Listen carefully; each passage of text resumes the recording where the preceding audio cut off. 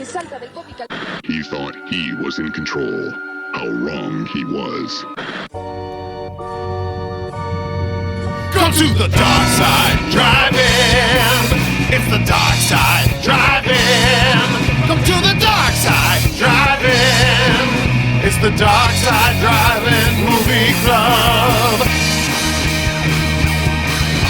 From the deepest corner of the darkest universe, two brave hosts battle through nameless hordes of ghoulish monsters most foul, all to bring you the eternal glory of the Dark Side Drive-In.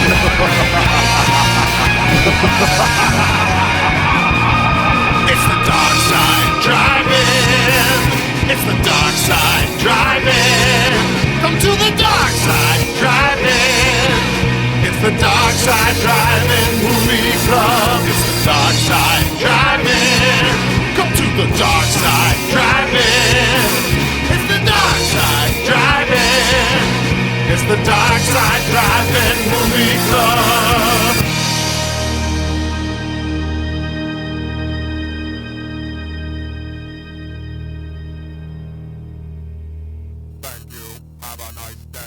Hey, what's up? It's Shane with Dynamis Media, and I'm joined here with Stefan. Greetings!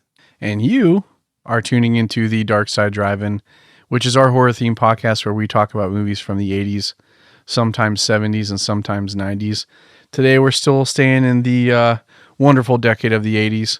I think last time we did 976 Evil on the main line, right? Was that our... That was, yeah, this is part 2 of the Samhain season devilish duology.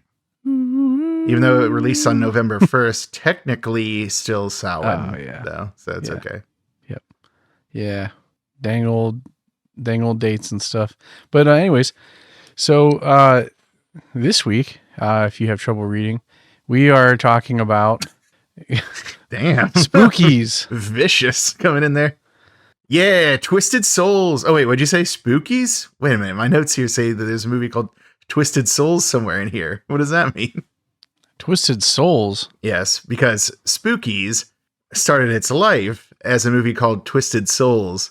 But apparently there's some kind of combative relationship between the original directors and a specific executive producer that basically got the film almost totally scrapped. But the producer got them to hire on another director to finish it out and film new scenes.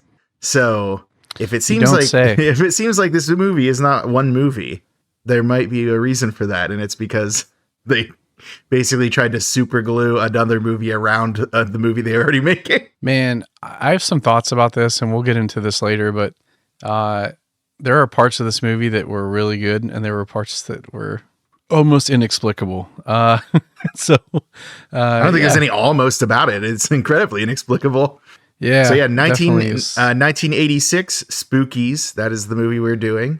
Started its life as Twisted Souls. No, not Ghoulies. You did alarm me when you kept asking me about Ghoulies movies. Why do you I was just teasing. Asking me about Ghoulies movies? Because Spookies isn't even a Ghoulies like. It's not one of those like crazy little guys movies or whatever. It's not even a Gremlins or Ghoulies or Munchies or Critters. It's I don't really know what a spooky is, even having seen this movie so many times. I guess just any kind of monster is a spooky. Sure. But yes. What was that? I was going to say any popular horror trope from the late 70s, I guess. Yeah, I gather that it had something to do with somebody involved in the production just thought that'd be a good title.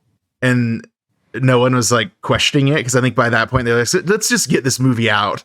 We had to film a movie, stop the movie, super glue another movie to the top of that movie.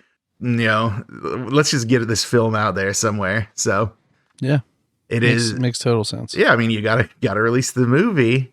You can't have David Zaslav take it and shelve it so you can get a tax break. No one's getting tax breaks for this. The movie costs only $300,000 to make or something like that, which you might say that actually seems like a lot. And I was like, you're kind of right. It is a lot for what we get on the screen here, but there's reasons for that too. Do you know those reasons? Yeah, because they basically had to have two separate productions. Oh man. Well, before we get too far into the Spookies, I Just think we have Spookies. It's to- not the Spookies. Because I kept, Sure. over the weekend when I was describing to people, I kept calling it the Spookies. It's like, no. Just Spookies. Not the Spookies. So maybe that's where I'm getting it from.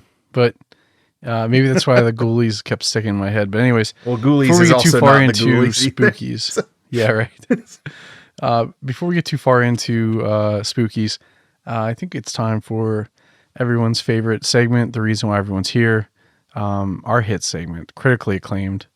People just keep going wild about it. The Creepy Questionnaire. Wham. And last time we had a Giallo question where we kind of left everyone in suspense. So the question was, which movie is the first Giallo in Dario Argento's loosely connected animal trilogy? And Stefan, you guessed.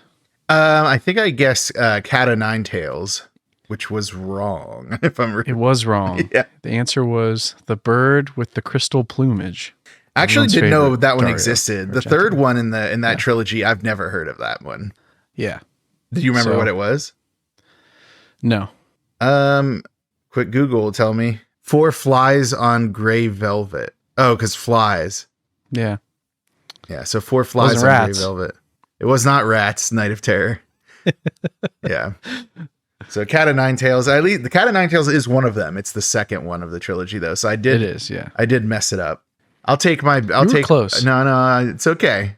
I'm not much of a giallo person. I kind of like the trasher side of Italian cinema at that time. The giallo stuff's a little too close to art. I need Highbrow more. for you. I need more rats in my stuff, or just like copious amounts of zombies. Or incoherent dialogue. I mean, Yeah. that's the beauty of it. It's always incoherent dialogue. That's my secret, Cap. My dialogue is always incoherent. So this time, I think you're going to get this one. I know the answer to this, so you should. That's how things So work. People always know the same things. Yeah, but like I feel like if we're like grading each other on horror movie like knowledge, I'm going to put you in a different class. So I guess the only thing I need to ask you is, are you ready? Why, Shane, I believe I am the readiest I've ever been. Insert dramatic music. Okay. So, what is wrong with the earth in the Micmac burial ground in Pet Cemetery? What is wrong with it? Yeah, it's pretty general. Like You mean it does- how Fred Gwynn describes it? Yes. Okay. He says that it's sour. Okay. We, the audience, know that it's because there's a Wendigo that's taken up residence there and like inhabits the bodies that are buried in the Micmac burial ground. But yeah, the way that Fred Gwynn's character, other than saying road in a funny way all the time, don't go down that road. It's a road over there. Not rod. Don't go over to that road. It's that damn road. But no, it's he says that Store, it's my cousin. he says the ground is sour, and that is what Sour. that is what it is that makes the dead come back. So that's Well- I'm gonna lock that in as my final answer. So I guess we can stay tuned next time and see if I was right. But I'm pretty sure that's how he describes it, and also how his character describes it in the book. But I honestly, for the life of me, can't remember this character's name from the book for some reason. I mean, these are movie questions, so Yeah, but it's you just were- like it's you were right to go that direction. yeah. Well, that's the thing is like there's like I would say there's like a subgenre of names that's Stephen King names, and they're always like vaguely similar but like kind of different. So it's Right. like They are. so it's always kind of hard to figure. Okay, I just looked it up. It's Judd Crandall. There you go. It's Judd. So yeah, Judd God, Crandall. that is a Stephen King ass name if I've It ever heard one. certainly is. Fucking Judd Crandall. Actually, I would say that the dad, Louis Creed, that is not a super Stephen King-y name. Or Gage Creed, not. the name of the son that eventually comes to murder everyone. Yeah. But no, yeah, Judd Crandall. Now that is a Stephen King name. You could see that one showing up in any book. Unfortunately, he won't because he gets murdered by Gage Creed's reanimated corpse. But yeah, no, I'm gonna stick to my initial answer. I'm gonna say that the ground is sour. So I guess we'll find out next time on Dragon Ball Z. Yeah, we should do more movies with Fred Gwynn in them. Always do more Fred Gwynn movies. Mm-hmm. Or just Yeah, let's well- just watch The Munsters. Yeah, just Not the Rob Zombie That's it. one. Not the Rob Zombie one. I'm going to get ahead of this now. Don't you even say that to me. you heard the keyboards clacking. Yeah. If everyone Yeah. being like, whoa, I can't believe you love Take the to Rob the- Zombie, The Munsters. It's like, I do find it more tolerable than other Rob Zombie stuff, but it's still not the one. Oh man, speaking of going back to Pet Sematary though, I didn't realize this. It's Denise Crosby who plays Mrs. Creed, Rachel Creed. Denise Crosby, for a couple people are going to be like, we know exactly who that is. You don't have to tell us. It's Tasha Yar from the first season of Star Trek: The Next Generation, and then she also would like return later as like Tasha Yar's like half Romulan daughter in like later seasons as like guest appearances, and then like I think a one-off guest appearance in like an alternate timeline of Tasha Yar. So I thought that was familiar, that she seemed like a familiar actress. So yeah, that was Denise Crosby over there in Pet Cemetery land. So I Yeah, was just really excited to see that. I didn't realize that was her, but it makes so much sense. She was now. also in Deep Impact. I don't know if I know about that. Are you sure you're thinking nothing of Armageddon? Well, that is a better asteroid-based movie.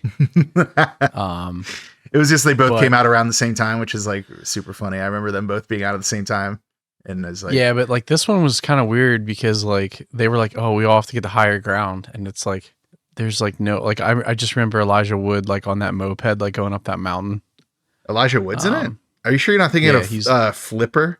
Yeah, that's it. That's the asteroid movie I was thinking about. Flipper. Yeah, and Flipper has to stop the asteroid Yeah. from landing on what Paul Hogan's like seaside base. I don't.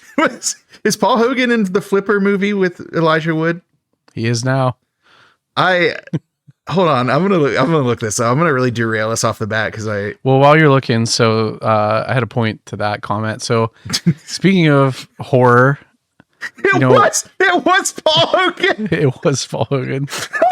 I can't believe I had that off the dome just ready to go. Although there was a time in my life that I was pretty obsessed with Flipper. They also had reruns of the old Flipper TV show that'd be on at like 6 a.m. on like Nickelodeon, and I would wake up early before school just to watch Flipper episodes. So was Flipper like your thing because of like Echo the Dolphin? Was that like at the time? It was around the or- same era. Yeah, that like It Sega was. Genesis. Yeah, like when I was a little kid, you know, not a little kid, but like, yeah, kindergarten to first grade era. Yeah. So like there's a through line here, but yeah, I was just like super stoked about Flipper because he's a dolphin who helps folks out. As opposed to what we know about real dolphins, which is they're kind of menaces. But sorry, Yeah, go ahead. I sure. really derailed you. I was just excited that I correctly Yeah, identified Paul Hogan as one of the co-stars of the 1996 Flipper movie with Elijah Wood. And I guess like we should preface like if you don't know who Paul Hogan is, it's okay. You should feel bad, but he's Crocodile Dundee, which probably How do you correctly identify a knife if you don't know who Paul Hogan is? That's not a knife. This is a knife. And then what's the Simpsons excellent. joke? It's like, that's not a knife, it's a spoon.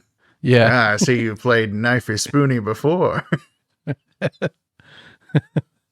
Anyways, so you know, as everyone that listens, you know, we observe horror in our everyday life. So speaking of Deep Impact, how about that fucking asteroid that's going to hit us in like 13 years? So like next year, or like I think either 2025 or 27, we're going to be able to see a comet. And if it's only like it's closer than our satellites to Earth, and there's like Neil deGrasse Tyson's theorizing, he's like, yeah, if it goes through this exact trajectory, it'll get caught in Earth's gravity and it'll change its orbit, and then it'll do a full rotation around the sun, and then it's going to come back and hit us. wait, what?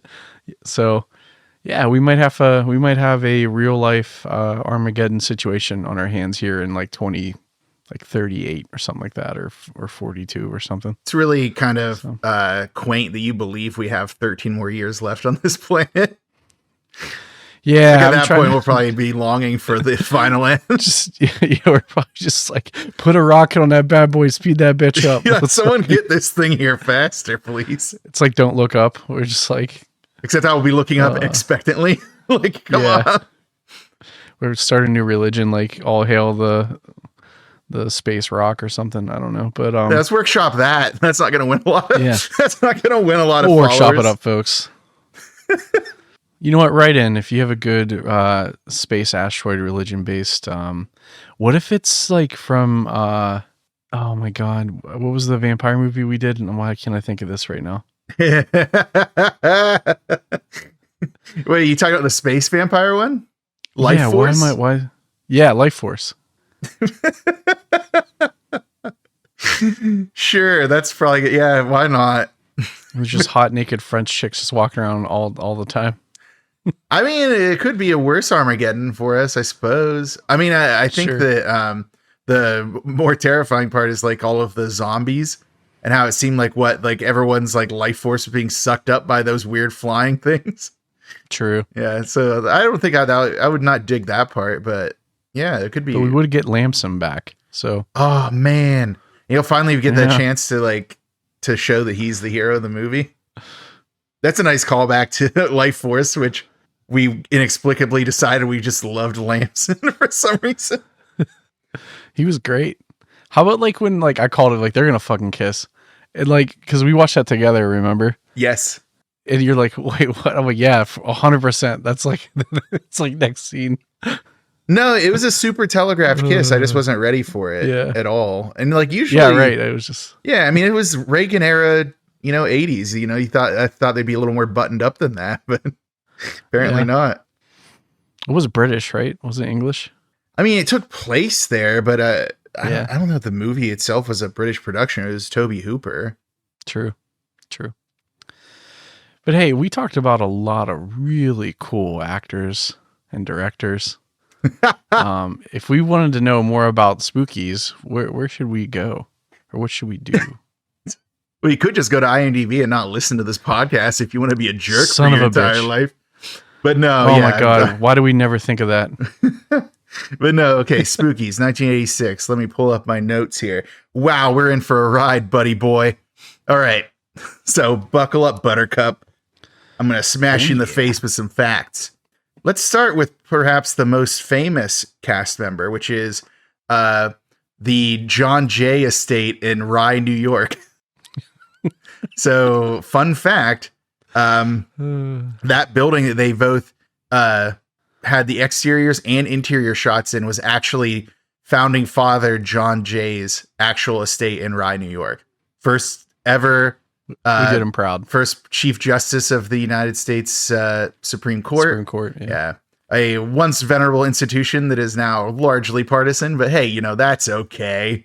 Not everything, everything lasts forever. He wrote, okay. So he was one of the writers on the Federalist Papers, but he did 4? Like he was no Alexander that's so Hamilton. Funny. They're like, yeah, he gets he's like the writer of it's just, okay. There is a couple. It's like whenever you do a group project and someone else does a bulk of the writing and you still get to share credit for this. Like John Jay, come on, man. The one kid did the slides, and if I did the slides, they just put the titles on. Yeah, we know. We know how it is. But yeah, so John Jay is actual estate. And so you might be wondering, how did this low budget, let's be honest, fly by night production get access to a ancestral home of one of our founding fathers?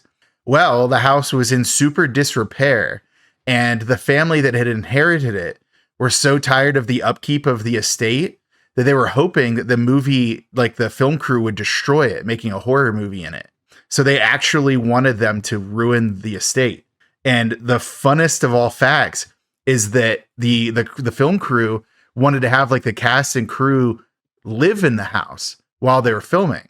So they, instead of ruining it, they actually took steps to repair plumbing, repair electricity, to actually do work on the house.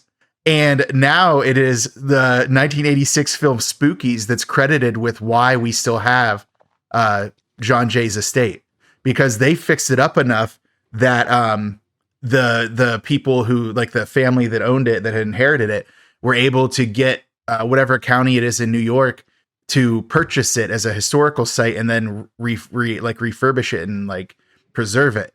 But it's because of the people who worked on Spookies, they actually did enough work to like bring the home back that at that point there was no way to get it condemned, which is what the family actually intended. Like they had the house with all its windows open to the elements and stuff like that. And then lo and behold, in come the Spookies crew and actually repair the place and then basically save it to this day. We still have it. So who says so for the brave listeners that actually watch this movie and you're as shocked by this as I am, it's warranted because apparently they're better at home remodeling than plot cohesion. So, well, not all of that is their fault. The crew is actually a lot of gifted individuals. I'm not gonna. They were have pretty this competent. slander. They were, but no, they definitely did a lot of work on the house, and it is kind of funny though. Imagine like the hand wringing of like that family, like having inherited it, and then like this film crew, they're gonna make a horror movie and just wreck the place, and then they actually start to like do work on it. It's like no, my scheme. But and don't feel bad for them because they got a very healthy payout from the county. It was like 15 million. It was they got a more than the movie made. That's for sure. Yeah, really. And basically on the backs of the film crew. So that's what I think is funny. Is like don't let anyone tell you that horror movies don't contribute to culture because we wouldn't have John Jay's estate in Rye, New York if it weren't for this. But okay, onward to the actual cast and crew. We'll start with our directors. The initial film Twisted Souls had two writer-directors, Thomas Doran and Brendan Faulkner. And then the director that was brought in to take over after they were gone was Jeannie Joseph. So for Thomas Doran, he has a bunch of credits, but they're kind of like sporadic in what he was doing. So he was a writer, script department, assistant director, and actor in Igor and the Lunatics. He was a producer on this, The Killer Dead, or just Killer Dead, and Mother of Mercy, Is This the End of Doublespeak? And then he was art department on The Exterminator, Shacking Up, MacGyver, Trail to Doomsday, and then The Legend of Ben Hall. So different roles in different movies, not a lot of coherent, career through line there. For Brendan Faulkner, he had script department, actor, assistant director, all on Igor and the Lunatics. You're going to notice a lot of people in this were also in Igor and the Lunatics. I get the feeling that these people all just work together. Faulkner was also tech director on Wood Chipper Massacre. He was a writer on Killer Dead, and he was also another assistant director role in Isn't It Romantic? And one of the more interesting things was he was an actor in the original George Romero Dawn of the Dead, where he played the zombie that gets a pie to the face. If you remember, whenever like all those bikers come in and start messing with the zombies, yes. And like the zombie that gets a pie to the face. I'm glad you brought it up. I was gonna be like, I was worried you were to skip it. You thought I was gonna skip it? No, not me. Not now that I found my DVD copy of Dawn of the Dead. Okay, for Jeannie Joseph, she was sound editor on Graveyard Shift, writer on Mindbenders, and also director on Mindbenders. She was the actor in a ton of like X-rated films. Like apparently she ran the gamut in all these adult films. She actually used that experience in the adult industry to like write her graduate thesis when she was in school about like the industry and stuff like that. She was producer on Tyrannosaurus Azteca, Heatstroke, Pheromone, Lucky You Ranch, Our Desert Farms. I think she might have also been a director on Pheromone, but don't quote me on that because it actually pops up a couple more times and I forgot to write that down. I guess I could just like open my phone and vamp for a second while I see if that was what she was, but who has time to fact check themselves? Not this guy. So yeah, there's there's our directorial team. Two of whom were the original writers and directors, and then one of whom was brought in by the producers to finish the project. Was there anything that I missed for our directorial group here?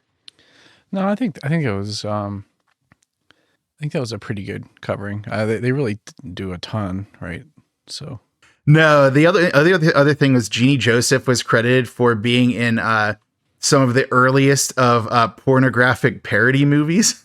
So she was in Flash Pants, the TNA team, and but First Time at Cherry High or something like that. all like intended to be like jokes about like the movies that they're based off of. And like this one article I read is like, and this is a trend that continues to this day. It's like, yeah, man, it's called like lowest common denominator, like wordplay. Like, it's very easy just to replace a word in a title and then just copy their plot. And then under fair use, you can't be like held responsible for that. But another funny thing is apparently like for a really long time, Doran and Faulkner had like a grudge against Jeannie Joseph. I think they finally buried the hatchet when there was like a documentary about like the creation of this movie that happened way later. But I don't know if they ever did, so don't actually quote me on that either. But I thought that they finally had come to terms with the fact that, you know, not really on her that she was brought in to replace them as the directors. Like, it was a paying job, you know, sometimes you just need to work. And I wonder, do you know when it splits? When what splits? Like when the movie, when her part of the movie picks up. Oh, buddy. You thought it was that simple? No, that's what I mean. Like there's no way. I do know exactly when it's her stuff and when it's the stuff that was originally filmed as Twisted Souls, because it's an entirely different cast. I'll get into it. Once I get through the cast, I'll explain to you when you can tell it's one version, when you can tell it's another. Because I don't want to, we haven't even introduced all our characters yet, so I can't go around doing that. But she was director on Pheromone. I did look that up. So I have so many questions. Do you want to ask them now, or do you want to wait till I get through this and then I can explain to you? Let's go at the end before we talk to movies, because like it's all coming together. Surprisingly. Okay. All right, well, let's move on to the writers. We obviously already covered Thomas Doran and Brendan Faulkner, who were two of the original writers for Twisted Souls before it became Spookies. There's also Frank M. Farrell, who's a co-writer with them, and then brought on to write the scenes that were created afterwards that would eventually become like the framing device around Spookies, was Anne Burgund. So for Frank Farrell, I was a producer on Street Trash, Hell of the Screaming Dead, also an actor in Dawn of the Dead. He was the zombie that was sprayed with seltzer water. So another, you know, pretty big zombie out there. George Romero bringing them all together. I know, for real. Igor, he was also an actor in Igor and the Lunatics. And he also had a small role in Street Trash. And then for Anne Burgund, she was a production designer, costume designer, and art department on this. So in addition to writing the extra scenes, but she was also an associate producer on The Mask. Solid. Somebody stop me and smoking, like the Jim Carrey one. Oh, I thought you were going to add in another clever line from Jim Carrey's The Mask. You nailed it. There were no other lines. But yeah, so there's our writers. Moving on to original music. I bring that up because I actually really like the music in this movie. It's so good. Yes. It was James Calabrese and Kenneth Higgins. For Calabrese, he had The Beer Drinker's Guide to Fitness and Filmmaking, The Great American Centerfold Search, all 4 episodes of a Hemingway miniseries from the mid-90s, and then Look to the Cookie, which was his last credit. For Kenneth Higgins, he was also working with Calabrese on The Beer Drinker's Guide to Fitness and Filmmaking, and those 4 episodes of that Hemingway like miniseries had like Stacy Keach in it. I gather it was probably like a big deal at the time. I don't really remember it, but sure. So there's one. So what was that? You were 1 year old in 1995? No, Hemingway was 1988. What? No, it wasn't. Is that true? Yeah. Oh, I thought it was the mid 90s. It was 1988. Are you sure about that? You sure about that? Sure about that? Sure about that? Only one way to find out. Click on the thing. Oh, never mind. It's doing that thing that IMDb does sometimes where it doesn't load the section where like the cast and crew is. It's like, oh yeah, it's really hard to like make an app function when you fire most of your app team, which I'm sure they do like any other company does these days. Here we go. Oh, it was 1988. Wow. Yeah. I was at most 1, possibly less than. All right. Well, moving on. I'm going to pick a couple of folks from special effects and then in the makeup department. And then I'm also going to find a way to grandfather in somebody from the visual effects team because they are also an actor in this, because they use the entire buffalo in this bad boy. So for special effects, I'm going to focus on John Dodds and Ken Brilliant. For John Dodds, he had The Alien Factor, Night Beast, which is a really weird one. The Deadly Spawn, My Demon Lover, Death Becomes Her, The Santa Claus, and yes, that one, the one with Tim Allen becoming Santa Claus. Alien Resurrection, the X-Files film, the one in 98 or whatever. Poltergeist 3, Black Roses, Ghostbusters 2, A Kiss Before Dying, several episodes of Monsters, which I love that show, so you know how it is. And the last one I'll put for him is Boomerang, which was like an Eddie Murphy movie, I think. Yeah, so he had and some of his are mixes between like special effects, visual effects, like, you know how it is with these department stuff. They kind of categorize them differently based on the role. Ken Brilliant has a couple of solid ones. You're going to be excited to hear about those, Shane. He had Street Trash, Elves, Batman Returns. Hey. Yeah, I know you'd like Elves. Batman Returns, the movie where Batman gleefully kills people. He does return though. He does. No one can say he doesn't. Body Snatchers, Coneheads, Interview with the Vampire, Congo, where I have to assume if he did Congo, he probably designed Amy, the good gorilla. You remember when Amy tells you that she's good gorilla? Have you seen Congo, Shane? Yeah, I do. But how do we know that has to be It has to be. What else could it be? Fair. I mean, I guess any number of other special effects items, including several other gorillas that are more evil. Yeah. Where was I? Oh yeah, the Island of Dr. Moreau, The Lost World, Jurassic Park, also the X-Files film, and then the first 4 entries in the Sharknado series, and then finally Three-Headed Shark Attack. So, you know, a lot of really good stuff there, eventually culminating in shark-based sci-fi work. So can't go wrong with that. Ken Brilliant, you're a real one. Was there anyone else in the special effects team you want to talk about before I move up to makeup? Nah, I think everyone else is like, I just thought, so John Matthews, right? Was the creature. He was like the only one that was specifically like credited with the creature effects, right? Doesn't really have any other credits, but I just thought like because watching this movie, you'll understand why they had to have one person on just the creatures because some of the effects and makeup and prosthetics were pretty wild in this. Yeah, I thought it was interesting though. John Matthews was uncredited for his work with the special creature effects. Yeah, that's what I mean. It was just kind of like, was he just like a dude helping out? Yeah, I don't know, but he also worked on The Deadly Spawn, which is a pretty cool one, and then he was a special effects weird porn one. Oh, I wasn't gonna bring that one up, but he also had like special makeup effects assistant on an episode of Monsters.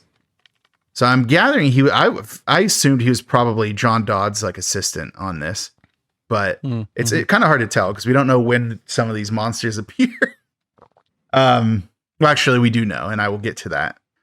Yeah. All right. So next up is makeup department. I picked Jennifer Aspinall.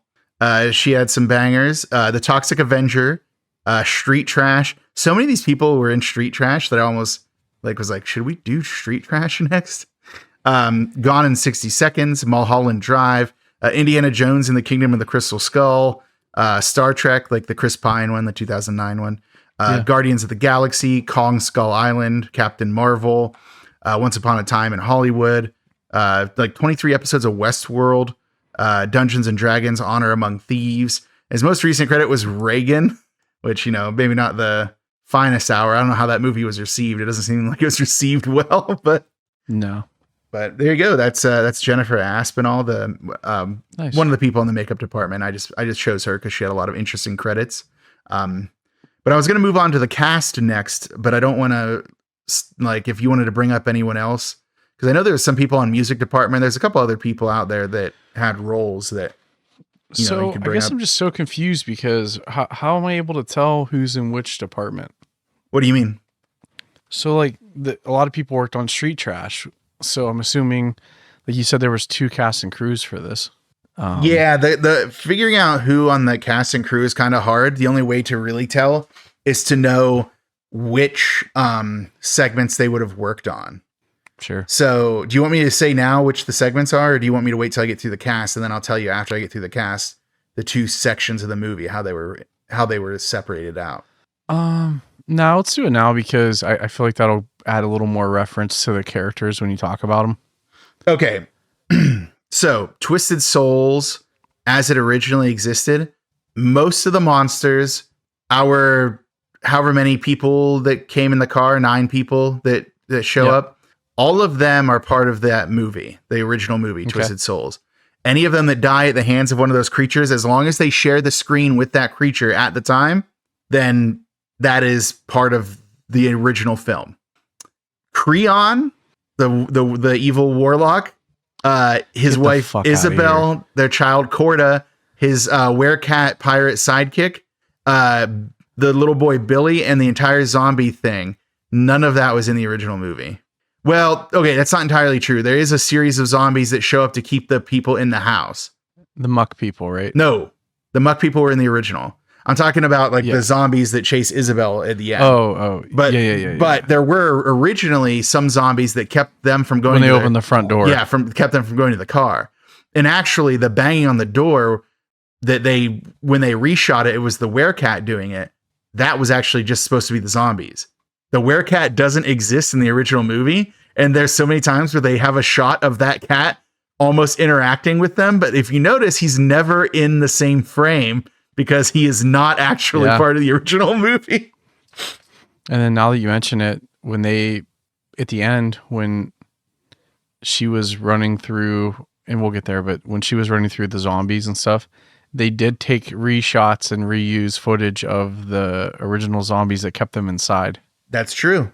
Yeah. Okay. Yeah. They reuse those zombie shots, but then they also have several additional shots of the zombies. The only thing that is a little bit confusing is it seems like when they're in the occult room, Peter and some other people, whoever's left at that point, they go into an occult room and they look at a picture of Creon and they're like, oh, this guy has the ring and stuff like that. But Creon didn't exist in Twisted Souls. But I think that they because if you notice, you never see the picture of Creon in the same shot as them. So I'm assuming they just cut to a picture of him and he's actually talking about somebody else in the original cut that was removed. Sure. So. And they did the scene where he was answering the Ouija board stuff. That's funny, dude. Yeah. And they also because when Carol gets demonized and she's talking in his voice, that Creon didn't exist in the original movie, so they overdubbed his voice onto her. Oh my God. Super good. It's super funny. Well, so it did have a crazy Tales from the Crypt vibe with Creon playing chess, the weird existential I have my own motives. I'm just sitting here talking about what's happening and never really interacting. So that does make a lot of sense. So I was just looking something up really quick. You're good. I didn't know that this movie was in High on Life. So it was this, Tammy and the T-Rex, and then what? There's another movie in that one too, right? Yeah, I can't remember what the other movie is, but yeah, that's how this kind of got reinvigorated back into the cultural zeitgeist. But I guess I should mention before I move on, the executive producer that's so hated by the original crew that was meddling with this is named Michael Lee, and he apparently, so there was a couple of things. He was hated by the original crew. To this day, they apparently still talk trash on him when they do interviews. And he's dead now and they don't even care. There's I hope he's burning in hell. They literally say that. They don't like him. But even apparently when I'm going to get into it, the actress who plays Isabel was supposed to be the zombies were supposed to take off her clothes, but Michael Lee wouldn't pay her enough money for it. So this is the only movie that she's ever been in where she doesn't appear topless. It's man, Michael Lee, you just can't. Neither of your crews were really big fans of you. What's funny though is the restraint. That's what I I'm watching that scene. I'm the restraint that they showed to not rip the clothes off of it, because there's so many times where even the shot was set up that way. That's funny. Yeah, the way that the zombie, they really look like those zombies are about to take off her clothes, and they're like, nope, we didn't pay enough for this, so we're not gonna do it. We're just gonna take one layer off. Just the one. That's all that they could afford. And I think I remember reading that a lot of the zombie extras in this, there's upwards of 50 zombie extras, maybe even more. were all just locals who just loved to do that. So they were already ready to like act as zombies. They'd already been extras in zombie movies before. So this is just like, oh yeah, we're ready. We're ready to be zombies in your movie. So that's kind of a funny thing, is that's how they got all those extras to do that. But yeah, so without further ado, let's move on to the cast part of this, because there's a lot. There's a lot of people to go into. Luckily, most of them haven't done a lot, but we'll start with our evil warlock, Creon, as played by Felix Ward. Oh, this is it? All right, there you go. Got it done. Got it in one. All right, next up is his, I guess, wife, who also hates him and is sometimes dead. Isabel, as played by Maria Pachucas. She's in Sangra Song, Do You Like Women, Valerie, Night of the Cat, and Carmilla. As I mentioned, apparently at least topless in all these movies, and most of them were directed by her like husband. Next up is the pirate werecat. I say that because he's got a frilly shirt and a hook hand, but he's also a werecat. Sure does. Is played by Dan Scott. He has like 1 or 2 episode stints and stuff like The High Chaparral, It Takes a Thief, Adam 12, The Doors Day Show, and Bonanza. So like not a lot to write home about.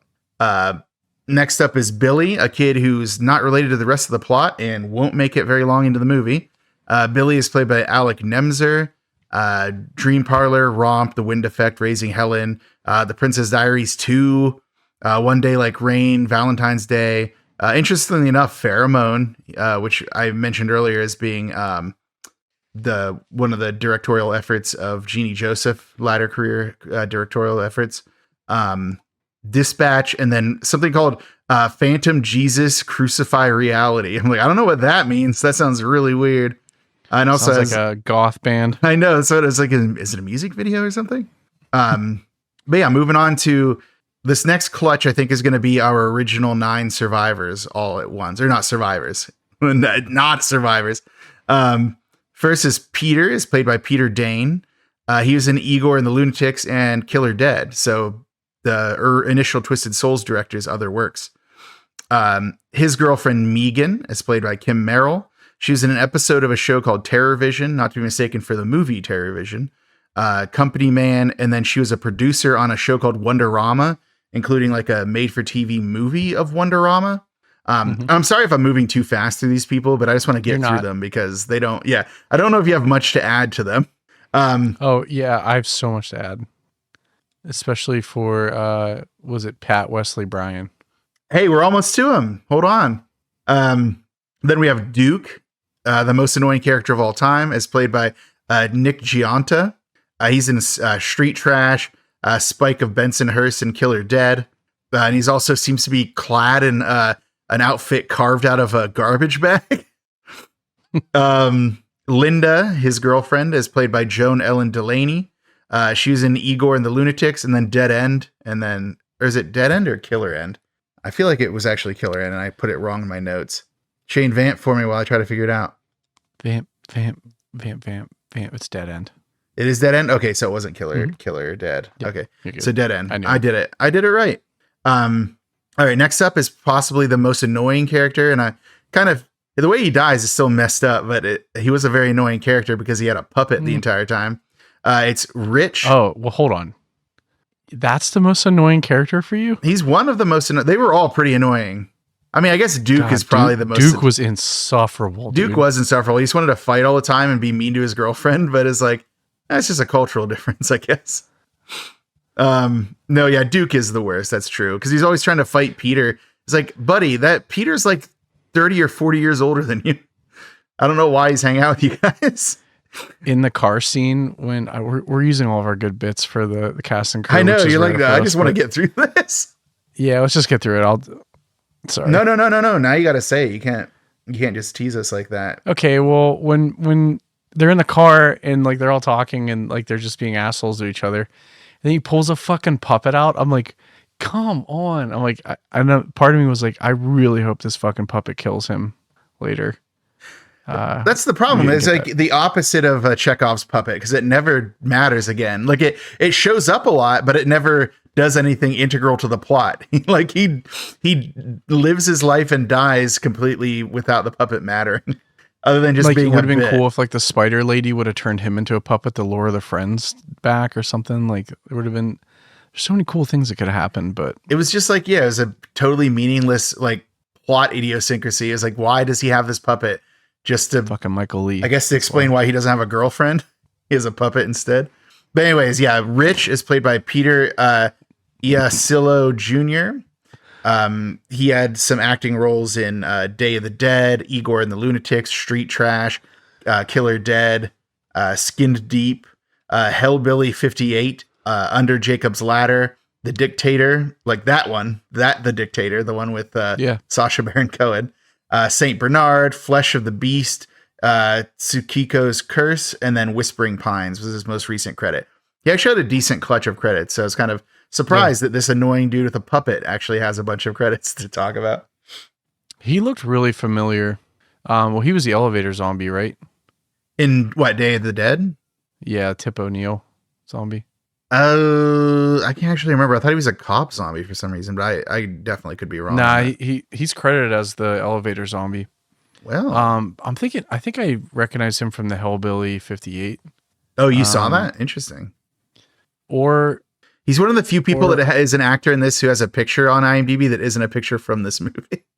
Yeah, right. Yeah, true. And I'm thinking like have I seen Up All Night? I don't know. That's something that sounds familiar to me. I want to say I've seen episodes of Up All Night because it wasn't that like kind of like the Joe. It's like the Last Drive-In before it was the Last Drive-In. Up All Night was like the USA thing. It was like hosted by Rhonda Shear, I believe. Yeah, but that was like the point of it was like the showcase B movies. Yeah, right? yeah. They played a lot. I think they played Spookies on it many times. That's probably what he was there as, like, one of the guests on that. I recognize him from Street Trash because I recently watched Street Trash, and I actually recognize him in a one-off role on Law and Order SVU as a homeless man because I recently been working through a rewatch of SVU. You know what, dude? That might be it. Because we also are doing a rewatch of SVU. Yeah, I'm pretty sure I remember the exact episode that he was in. But there you go. That's Rich. We can move on from him. We'll move on to Adrian, who you mentioned before we started recording that you thought that this actress, Charlotte Alexandra, was probably the most famous. And I said, I bet she was probably one of the most infamous because of the highly sexualized and controversial nature of some of her French roles.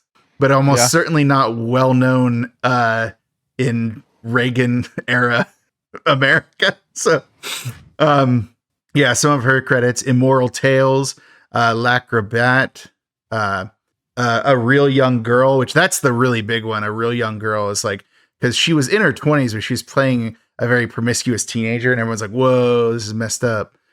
She's in Emmanuel 3, The Fortune Teller, Dead End, Personal Services, The Driver Era, Heart of Mine. Not a lot of very well-known credits.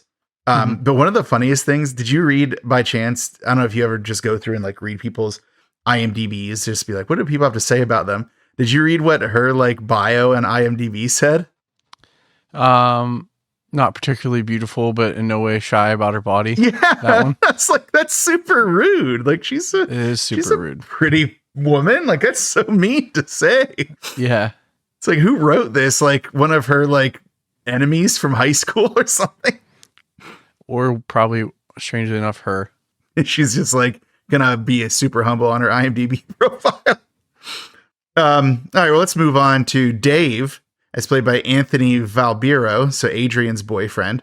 The reason we move on to Dave next is because I forgot his name was Dave, and in my notes I put him as Frank, and I don't know how that happened. I've seen this movie way more times than in just the lead up to this, and I forgot that his name was Dave.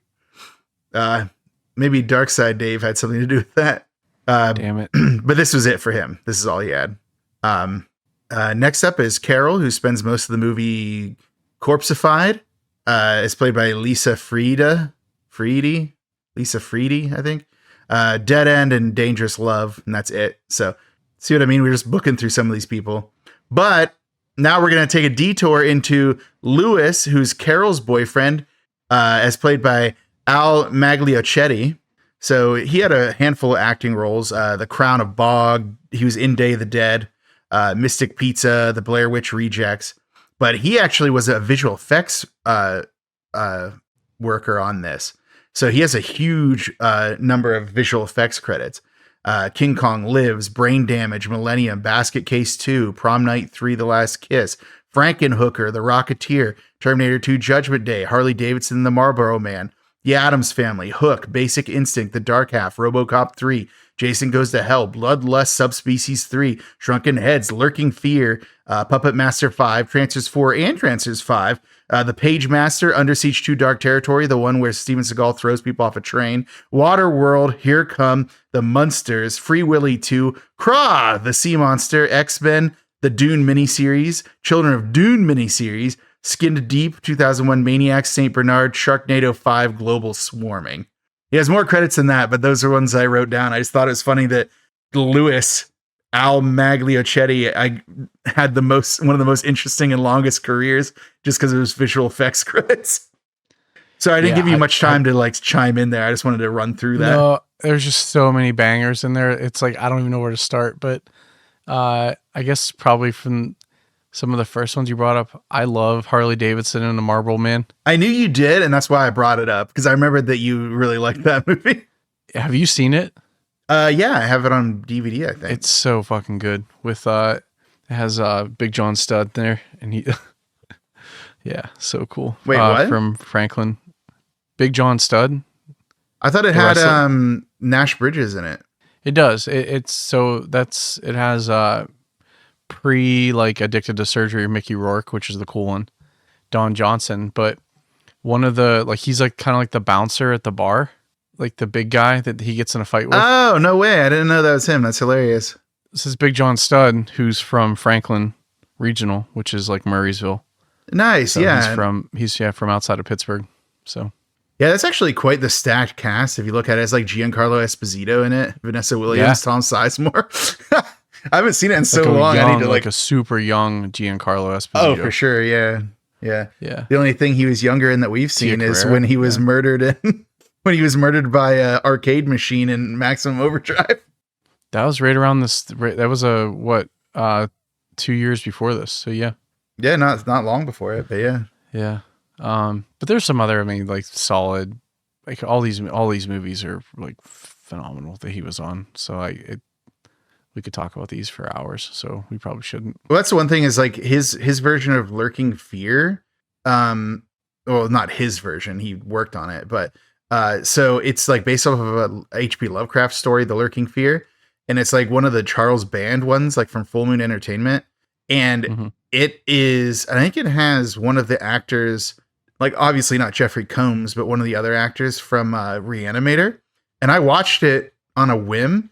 And I really liked it, but the problem is it's 1994, and I feel like it's really pushing outside of our like comfort zone a little bit. Yeah, but I would really like to do it otherwise. I mean, eventually we'll run out of movies. We'll just have to start doing any movie we can. All right. Well, any movie. Well, okay. No. I just mean according to Tubi, there's a bunch of just trash we haven't even seen yet. Not literal trash, but so I buckle up, folks. We've got at least 5 more years of this stuff. Oh no. So, the show will last longer than the 80s lasted. Yeah. Yeah, right. That should be our goal. Actually, you know what? I'm going to say this right now. I'm going to put this into the universe. I want this. If we do anything, we have to make sure this show is 11 years old. If we ever stop. Fair enough. We'll ride it out until that asteroid comes for us. Ride or die, baby. All right. Well, I only have 3 more people in the cast to get through. So let me just marathon this. First is Corda, the vampire monk, the vampire monk child of Creon and Isabel.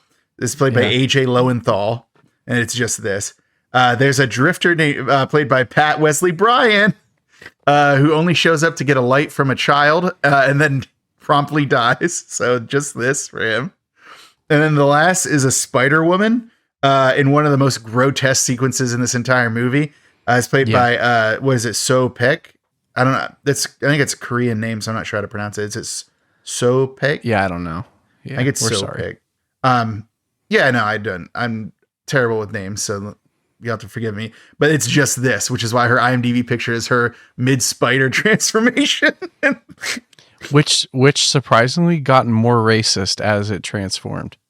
I felt like it got more stereotypical. It was weird. I think it was just more distorted. I don't know that I'd agree with that completely. But in any case, yeah, there you go. That's our entire cast. So like it was a real run through. But yeah, like most of the monsters, with the exception of the zombies and the werecat pirate hook hand monster. You want to talk about the Muckmen? The Muckmen were part of the original movie. I'm kidding. You want me to? Okay. No. You want to go through the actors who played the Muckmen? It's just this, dude. It's just this. No. Let's do it. Let's give them their flowers here for their starring roles in this film. Man, I've already gone through. It just felt so good to lay down. So many people. So there's. Hey, by the way, the reason I brought this up though is wait till you read Gabriel Bartolos. Gabriel Bartolos? Bartolos? Yeah, yep. Okay, so he's one of the Muckmen. Oh man, it looks like he has like mostly special effects stuff. Yeah, he worked with Tom Savini. Oh, well, then he's a real one. Like, why didn't? Yeah, that's why. Oh, that's why you wanted to bring up the Muckmen. Yeah. So as an actor, he had the Deadly Spawn, Dawn of the Dead, where he's camouflage hat zombie, or no, Day of the Dead. Sorry, Day of the Dead, where he's camouflage hat zombie. Cremaster 2, Mercy Man, Tim and Eric's $1 billion movie. His special effects work though. Yeah, dude. Yeah, makeup department and special effects. So he had some like, yep. I'm seeing Brain Damage on here, Fright Night Part 2, Gremlins. Basket Case 2, Frankenhooker. Sometimes they come back. That's one where they sometimes come back. Leprechaun, The Unborn 2, Leprechaun 2, Watchers 3, Leprechaun 3, Cremaster 4, Little Witches, The Creeps, Leprechaun 5 in the Hood. He must have taken a break for Leprechaun 4 in space. The Horrible Dr. Bones, Leprechaun 6, Back to the Hood, spelled in a way you might have expected from a early 2000s horror movie. Man, he's got so many makeup. Oh, Army of the Dead, that's like a new one. And Destroy All Neighbors, I actually like that movie. It's a Shudder original. Oh man, his special effects work is even separated from it. Friday the 13th, Part 6, Jason Lives, the Texas Chainsaw Massacre 2, From Beyond, Dolls, Gremlins 2, you're right. The New Badge, Dark Man, The Guyver, Munchie, Basket Case 3. Oh yeah, Munchie. Well, The Unborn 2. Yeah, somebody. Oh, so he did makeup on the other Leprechauns. He was special effects on Leprechaun 4 in space. This man is a. He's a hero. Yeah. He's a personal hero of ours. I was gonna say he's a veteran of all of the Leprechauns, or at least all of the Wicked. Started as a Muckman and as a. All the Warwick Master. Davis Leprechauns. It doesn't look like he's in the one with Hornswoggle. Brain Dead. Shaky Shivers, Beyond the Dark. Man, this dude has... Okay, I see why you wanted to bring up the Muckmen, since Gabriel Bartolos. The other ones don't have any credits. Like Peter Dillon and John Beatty, they have nothing else? Not really. Yeah, I think... Well, the one's in Killer Dead, which is one of the ones that a bunch of us... So that was Peter Dillon. What about John Beatty? That's it. Yeah, it looks like it was just in this... Something called The Little Fugitive, and then he, like many of these people, was in the Twisted Tale, The Unmaking of Spookies, which was a 2019 documentary about this production. Well, now there's only like 2 people left in the entire credit list that we haven't gone through, so I'm just gonna say it so we don't get sued. They have nothing else. Yeah, James M. Glenn is the Grim Reaper. Yeah, it's just this. Yeah, and then Robert Epstein as a graveyard zombie, but I don't know why he's credited, but the others, like 50 of them that show up aren't. Like they're in the actual credits of the movie, but they don't have credits here because they probably didn't get actual like SAG cards for it. He had like probably not. Yeah, he played. He was in a movie called Grow Live Monsters where he starred as Adolf Hitler and Lobster Man. So very curious about what that is. And then something called A Message from Brianna, and that's all. That's all that Robert Epstein had. The man who played one of the graveyard zombies. Very much not specific at all. So. There you go. That's our huge plot of this not at all confusing movie that we're about to go through. I'm going to have such a hard time keeping these characters straight. And I've seen this movie. So I watched this movie randomly many times because I don't know if I've brought this up earlier in the show, but the VHS cover for this movie is so cool.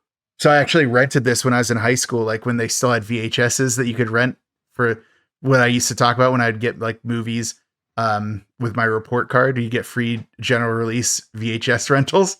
Spookies is one of them. I was like, ever since I was a kid, the cover of this movie was intriguing to me.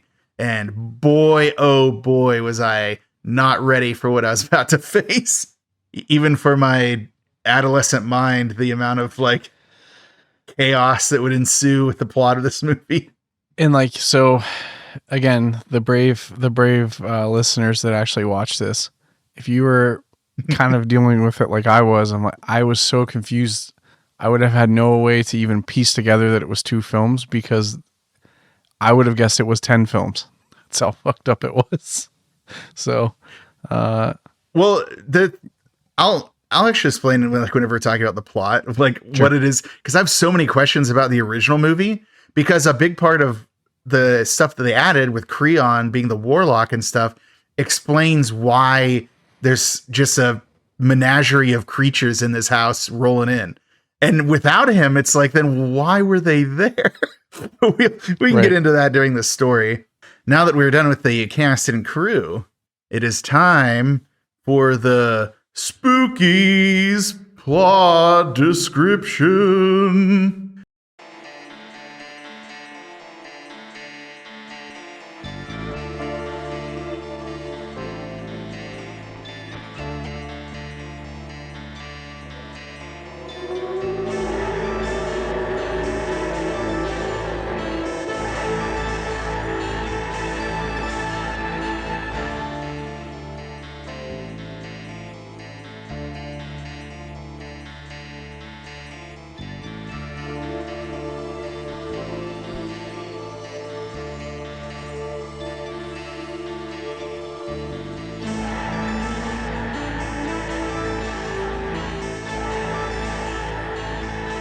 In as much as you could call what happens here a plot.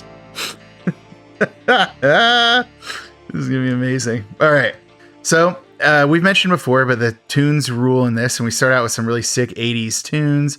The logo is actually pretty cool, like drips blood down with like the title in blood, and the dot on the eye is a skeleton head. Ooh, spooky, hence the name. Then it sounds like I actually put in my notes, it sounds like an old cop show from like the 80s or something. It's like it really did. Yes. Love it. They nailed that vibe. They did. The vibes were immaculate. Not to be mistaken for the movie Immaculate that I brought up in our last intermission.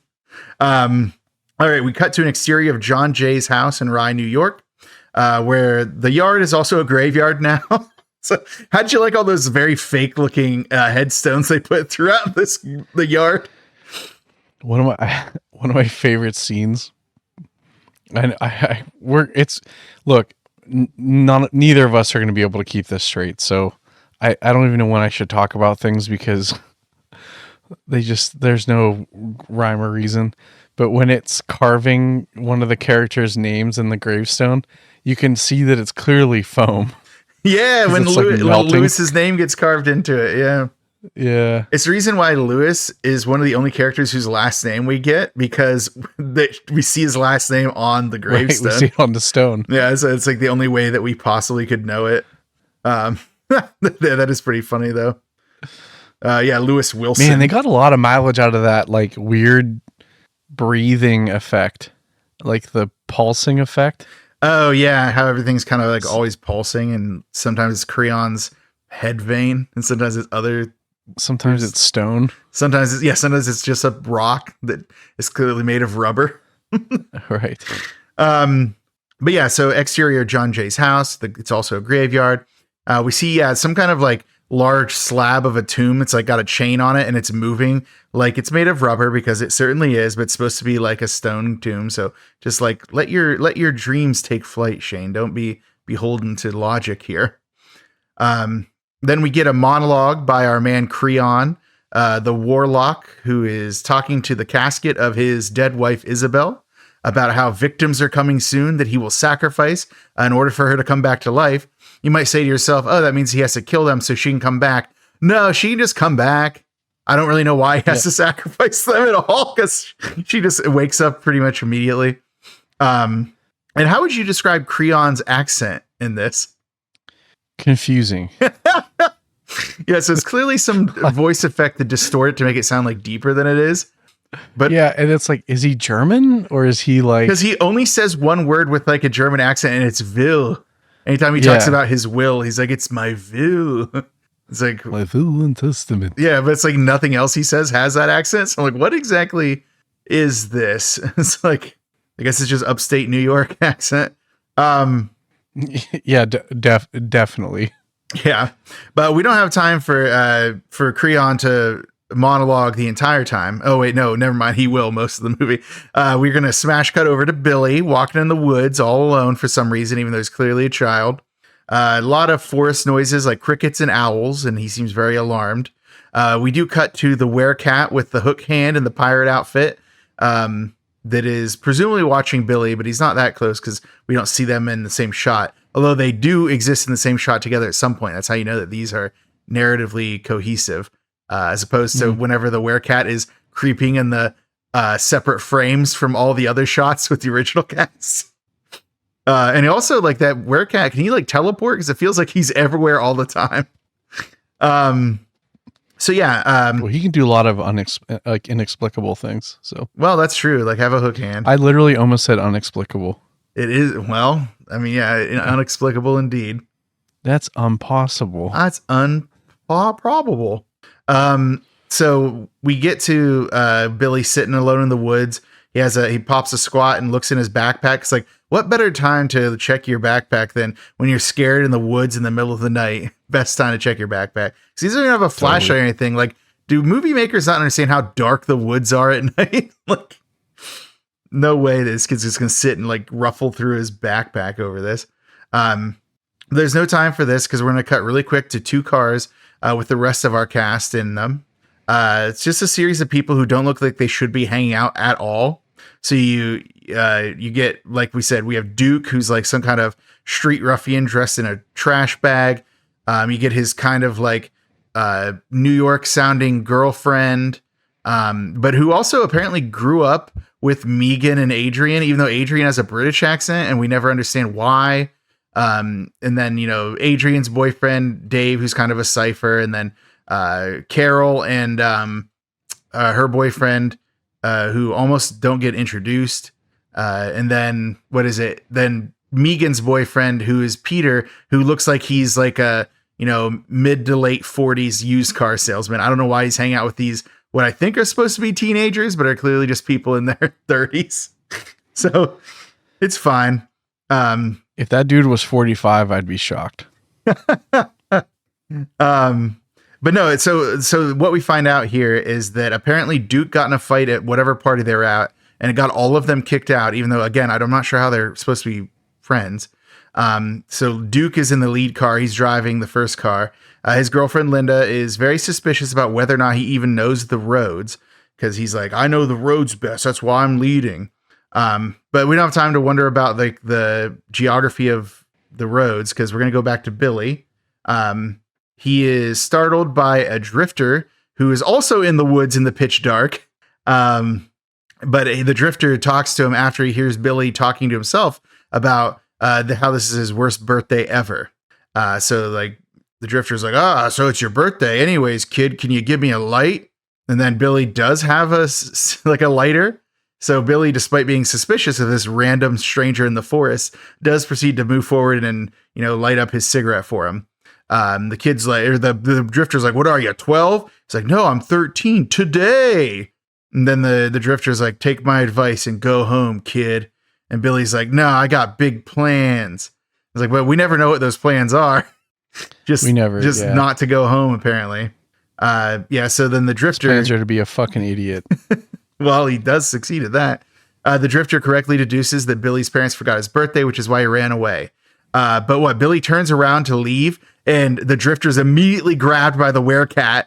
Instantly. Yeah, instantly. Like, Billy hasn't even walked more than 5 feet away, but apparently can't hear anything that's happening behind him because he's like literally walking away from the frame, and the drifter's like corpse is now on the ground, like rolling down the tree. So cool. All right, bye, drifter. Our first victim has already been had. Quick cut back to a quick cut to Creon again, who's opened up Isabel's coffin to talk to her. I put in my notes, he definitely outkicked his coverage on this one because he's pretty gross looking and she's pretty attractive. He is telling her corpse that it's been 70 years of her being dead, but he loves her so much that he's willing to sacrifice as many lives as it takes for her to live. But it seems like he's been sacrificing a lot of lives. It's like, how many lives does she need to live, buddy? But I'm guessing it's probably because some of his monsters probably eat some of the sacrifices he has. Back to Duke's car. He's driving so erratically that it's hard for his passengers to drink the beers that they have while driving. It's yet another 80s movie where people are drinking while someone is driving. Solid. Just a little bit of criminal activity. Linda is complaining about it, and so is Rich, our alleged comic relief character. I put that in my notes. Back to Billy outside John Jay's house. He regards a headstone and is surprised to find that it has a date, and it says life is so short, but it doesn't have a name. And I was like, probably because it's fake. Quick interlude to Duke's car. See, this is a lot of this is the tight editing you can expect from a movie like this. Back to Duke's car. Linda is wondering where they're going, and Duke says that the night is still young. He's looking for another party because, you can just drop in on other parties. That's just how life is. If you see a party happening, they have to let you in. It's the law. Totally. Dave takes the opportunity, or no, not Dave. Man, I can't believe I put Dave. Rich takes the opportunity to take out his puppet. It's our first look at his puppet making what is supposed to be a joke. It was so bad I can't even remember what it is. But for whatever reason, it makes Linda laugh. But I think we know Linda has bad taste in men because she's been dating Duke. So she probably has a bad sense of humor too, since she laughs at Rich's puppet jokes. Then the werecat pirate is carrying a tree. We see that it's going to immediately be tossed into the road in order to stop the cars, I guess. Duke, Rich, and Peter, the middle-aged man driving the other car, all get out and move the branch. Peter's annoyed because they've apparently been driving lost for 2 hours. I'm like, 2 hours you've been driving some back roads? That's literally insane. Duke is pretty standoffish with Peter and will continue to be throughout the movie. So if you're sick of Duke's attitude, terrible news. He's going to have no character growth or other character traits other than being standoffish and annoying to everyone. Surprisingly, it gets worse. It does somehow. Yeah. You wouldn't think it would, but it do. He's really standoffish with Peter for having what I would say are pretty reasonable questions about why they're out here or where they're going. We do see the werecat off to the side watching. I don't know what his plan was with the tree. It doesn't stop them for long. They move it instantly. I didn't really understand the point of that at all, but there's going to be a lot of barely pick it up. There's a lot of incidents. Yeah. There's a lot of incidents that don't have any follow through in this movie. So this won't be the first or last time that the werecat does something for no reason because he's not actually part of the same movie as these people. Back out front of John Jay's house, Billy's finally made his way to the front door, and decides to go in for some reason. I don't know why he would. We do get a quick cut to a kid that we'll later learn is Corda, the vampire kid in the monk's cloak running through a graveyard. Does this make sense? Absolutely not. Don't worry about it. Billy's walking through the halls of this abandoned, terrifying house because what 13-year-old doesn't walk into a dark, abandoned house in search of a birthday party? Oh, surprise, Shane. He does find a birthday party set up for him. And there's even a card on the table along with several gifts. There's balloons, there's cake.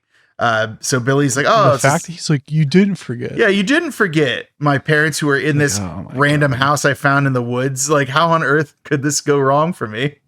How would his parents know that he ran away, know that he would go there, know to set up the party for him, do it in a house that has no lights on or anything?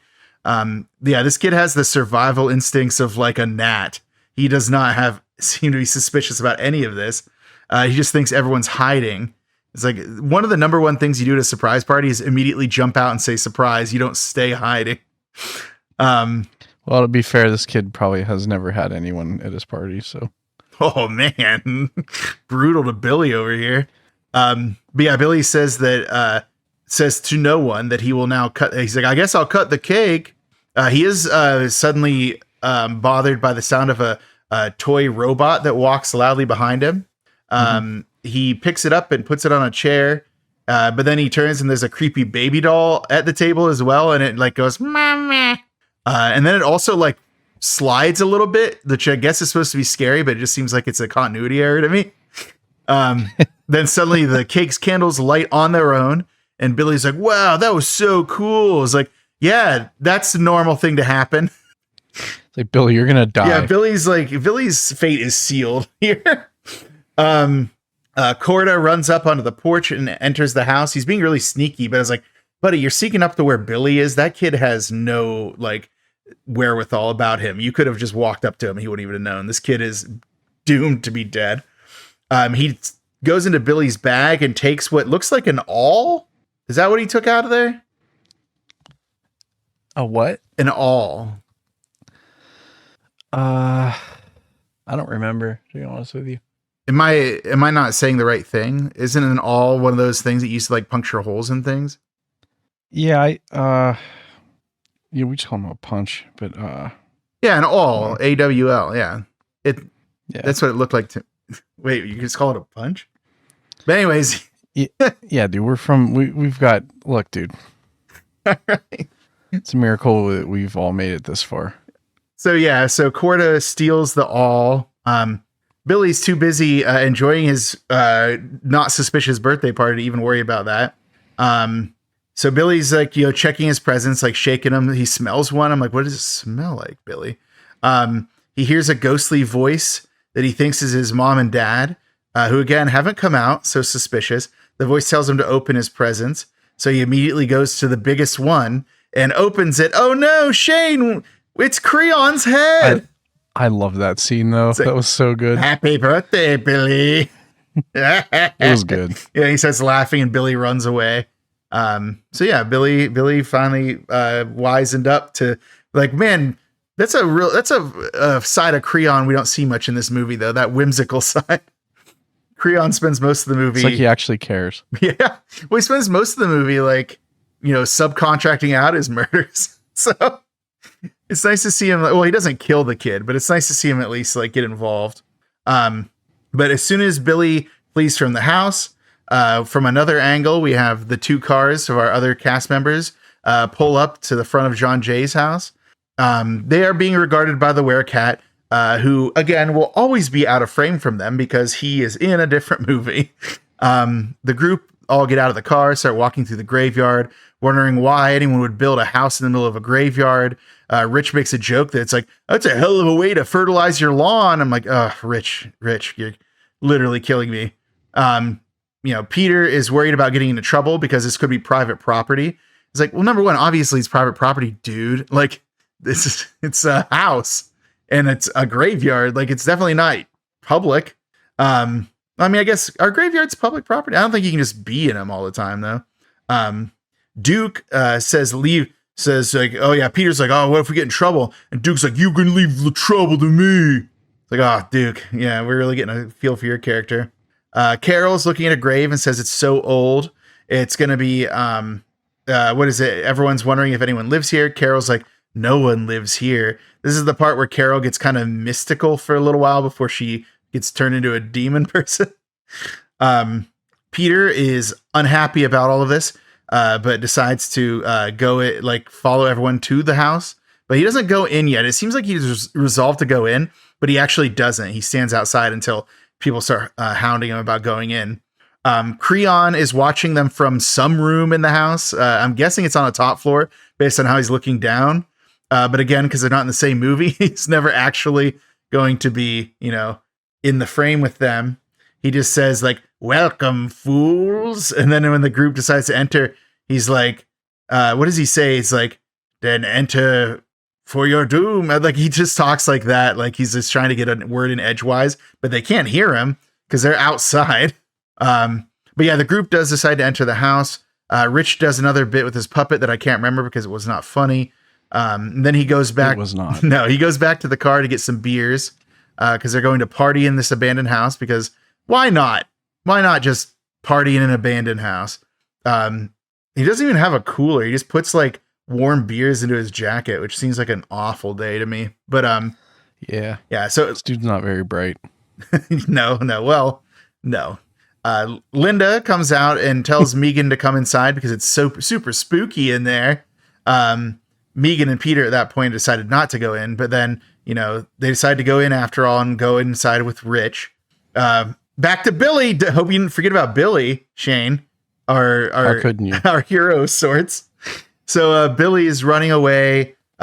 He decides to take a break on a branch, sitting on the branch, not realizing that higher up on the branch, the werecat is creeping up to him.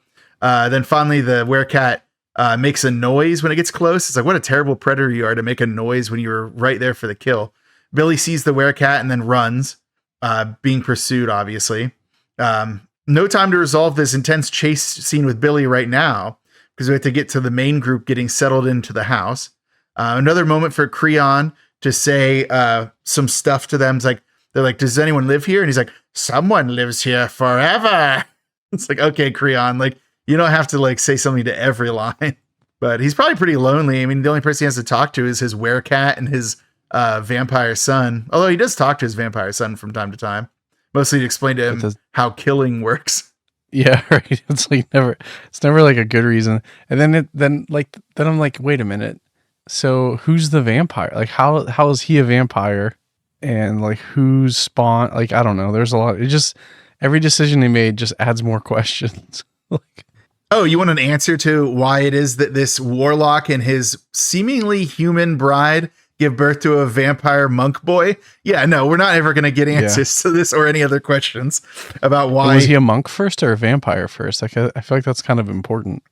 I mean, it would definitely be hard to take your vows if you're a vampire because, can't go into a church. But no, we're finally going to get to a resolution of Billy's story here. Okay. So he's running towards what is a freshly dug grave. He falls onto the dirt, and then the werecat catches up to him, slashes him on the face a bunch of times. So Billy's got a bloody face. Then he gets like knocked down into the grave, and then the werecat frantically starts to bury Billy alive. Like, by frantically, I mean like not even doing good scoops. He's like throwing like half scoops of dirt down on him, I guess for maximum effect. Like, he got slashed, right? In the face, yeah. But did the dirt kill him? It seems like yes. He like, I think they're trying to show that he's suffocated from the dirt, but there wasn't really that much dirt on him. But he was like moving a little bit while the dirt's being thrown on him. Then suddenly he stopped moving. Well, probably because they didn't use a body double, so they're trying not to bury a probably not trying not to actually kill a real life boy.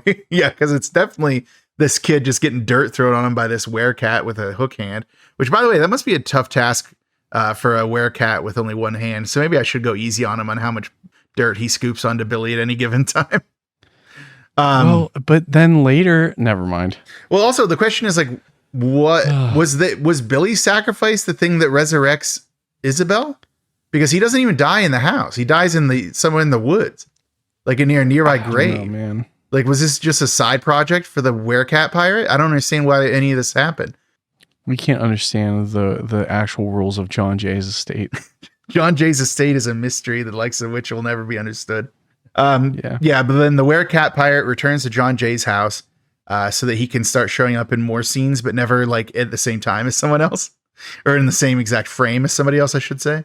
Back at what I guess is a party, Rich is walking to get more beer or something, and he somehow manages to bump into every other guest at the party, even though it seems like it's a really big room. He could have just gone around them. And this establishes two things. One is that Rich is the only one without a significant other, unless you count his puppet, which I do. And then it also gives us the opportunity to know everyone's name, because up until this point, they hadn't said everybody's name, but he says everybody's name as he bumps into them. So is that inclusive, or is that like an insult? What? The puppet. What, that I count his puppet as his girlfriend? Yeah. That's an insult. I'm insulting him. Okay. Yeah. Okay. No, this is not a peaceful moment. And this is where we get like I guess what counts as backstory is Megan mentions that it's funny because she says, I grew up with all these people. It's like, well, number one, that's not really possible because they seem like they're of different ages, but especially Peter, but Peter's her date. So I'm guessing she knows Peter separately, and all these other people have known each other this entire time. Even though they seem to be from different backgrounds and ages. That's fine. Carol is starting to get in touch with her, her ability to detect the supernatural. She's getting some concerns. Her boyfriend, Lewis, asks if he can get her anything, but she's like being standoffish with him and is like, I just want to be alone for a few minutes. Elsewhere, Duke is upset about something. I don't know what he's upset about. He's just constantly got a chip on his shoulder. Linda's trying to comfort him. Mad at life, bro. Yeah, it's like, I just don't understand how rough it is for a street tough. But yeah, so Linda tries to comfort him and he storms off. Linda apologizes to Peter and Megan, saying that Duke just gets like this sometimes. It's like, yeah, it seems like this is a really healthy relationship. Dave sneezes and Rich gives him a tissue with his puppet. So there you go. We get character moments for everyone. What a moment for all of us. Somewhere in one side of the room, Duke grabs a box off of a shelf that has some kind of an artifact into it that we'll later learn is a placard for an off-brand Ouija board. Creon is trying to do his best Rick impression from Casablanca and is sitting looking at a chessboard, and he says that he'll have to sacrifice the pawns to bring the queen back. And it's like, well, number one, that's not really how chess works, but also number two, they don't have to be sacrificed because she's going to wake up like in a minute. But then at this, like as he's like sitting and staring at the chessboard, the werecat is like sitting next to him, like nuzzling his cat so head weird. onto like Creon's leg. I'm like, I don't understand this relationship at all. That hair on that werecat was so greasy. Like, it was because I don't think it was even. Yeah, it was like. Well, number one, I think that his face was just grease paint, and number two is definitely like that hair was like pretty grody. It was a pretty gross werecat for sure. Where was I? Oh yeah, Duke. Back in the party, Duke drops the artifact. Carol picks it up because she's curious about it because she's now like the witchy one, I guess, of the group. Then Duke goes and finds a locked door and tries to break it open, getting himself yelled at by everyone else. Even Rich is like, Duke, don't do it. Don't open that door. But he finally does like manage to pry the door open, and it's just like a totally black room. He doesn't see anything until suddenly like an emaciated and deformed corpse falls onto him from somewhere. yeah. It's pretty gnarly looking. He thinks it's fake. Most other people think it's real, and it, as we'll learn later in the movie, it is real. It's a real deformed corpse. I mean, probably not real in real life, but real in the movie life. Hey, you don't know that. It's true. Shouldn't make assumptions. He tries to get Linda to touch it because he believes it's fake. But they notice that the corpse is gripping some kind of board. So they grab the board out of the hands of the, corpse and open it up. It's definitely a series of symbols, including letters, numbers, and then just some like, I think like symbols for astrology stuff, I guess. I don't know. I think it's Carol. It's like, it's a Ouija board. It's like, well, number one, it's not. A Ouija board is an actual like board that's copyright, like licensed by Hasbro. Copyright like Parker Brothers. Yeah. Mattel. Yeah, Parker Brothers. That's it. Is that who it is? I don't know. That's one of them. I mean, I guess it's like, what are the two big like board game companies? Parker Brothers and Milton Bradley. Oh yeah, it looks like Parker Brothers and then Hasbro got Parker Brothers. So you were right. Yeah. We were both kind of right. I said Parker Brothers. You said Hasbro, but we were both right at the end of the day because corporations just absorb one another until they're just one conglomerate thick with corporate glut. So Hasbro, ladies and gentlemen. But moving on, they're like, well, we don't have a placard, but then Carol puts the artifact on the board and realizes that it's the placard to use for this Ouija board. Is it placard or planchard? Is it planchard? It's gonna bother me. I don't know. Hey, frequenters of the Ouija, let us know how to say it. Is it planchette? Oh, it says it's planchette. Planchette. Okay, so we were both wrong. Yeah. Okay. So the planchette, I guess. Man, who cares? It's not even a real Ouija board. It's an off-brand one, probably because they didn't want to get sued by the Parkers. It's like Creon the whole time. He's just a board game baron. He's been trying to just do a focus group on his new game. This is actually a long form prequel to Ready or Not. Yeah, right. The one with Samara Weaving. Yes. All right. Where was I? Was over at the? Oh yeah. So they're asking the off-brand Ouija board some questions. Creon answers for us out loud in case we didn't understand what the answers were. I think it's Linda who's moving it. So Adrian asks how old she is to the board. And it's like 24. And it's like, how old will I live to be? And then it says 24. And then Adrian's like, that's not cool. And Linda's like, I'm not moving it. I promise. It's like, how many times have we seen this trope in a movie? God damn it, Linda. And Peter is like, hey, when will we go home? And then the board goes to never. And everyone's freaked out. Peter's like, I shouldn't have asked. So they decide to try to leave when Carol asks the board, will we leave the house alive? And then it moves to no on its own without anyone touching it. Shane, how spooky. But it's like pretty freaked out. But then, yeah, so Carol goes into a trance and Creon is laughing. And then the camera focuses for way too long on like a pulsing vein in his forehead. Then he grabs like a white chess piece and he squeezes it until he opens his hand and it turns black. And when that happens, Carol is suddenly demon monster face.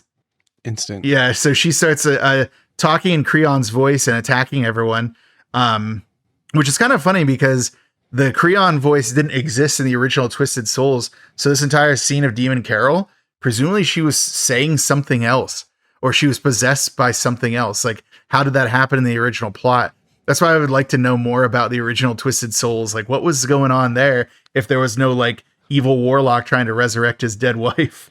So they have that movie, the documentary. I know. I couldn't find it anywhere, though. It's not streaming anywhere. You can't even buy it. No, that's what I mean. Like, how am I supposed to find it? How am I supposed to be a completionist of the world of the Spookies? Or the world of Spookies, I guess, not the Spookies. I made that mistake again. You did it again. No. No time to regret. No time to live in regret, though, because Demon Carol's up to no good. She throws a bottle at Duke, drops a bookshelf on Lewis, hits Rich with the board. She's just going crazy. So I think Adrian and Dave to like dip out of the house with Lewis not far behind.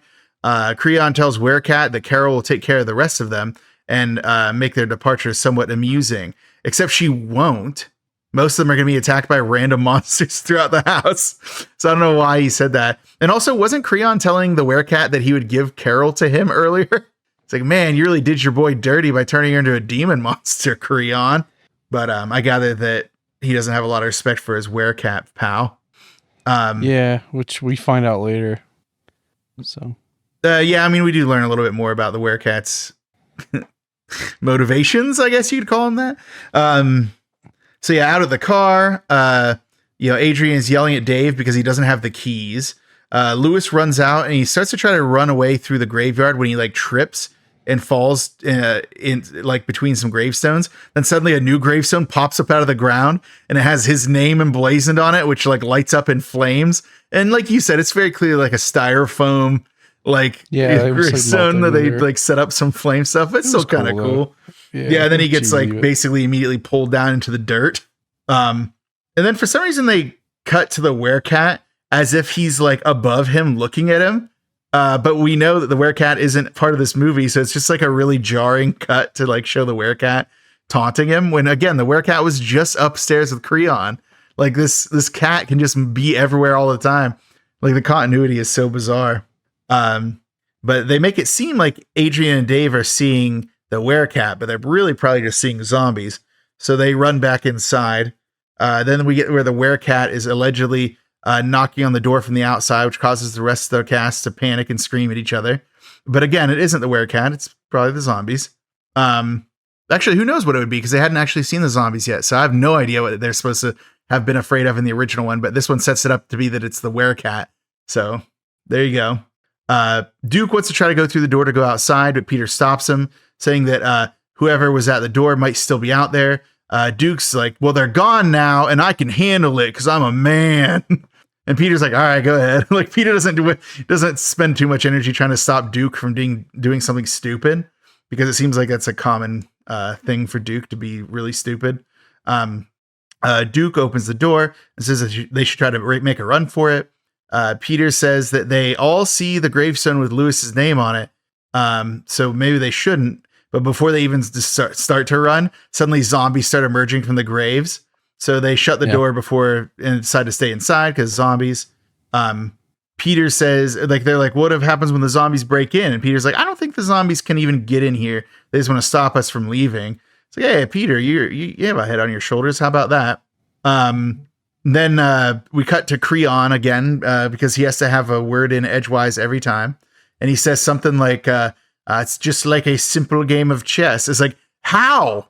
How is this? How is that anything like a simple game? How is this like chess? You just have zombies outside keeping people from...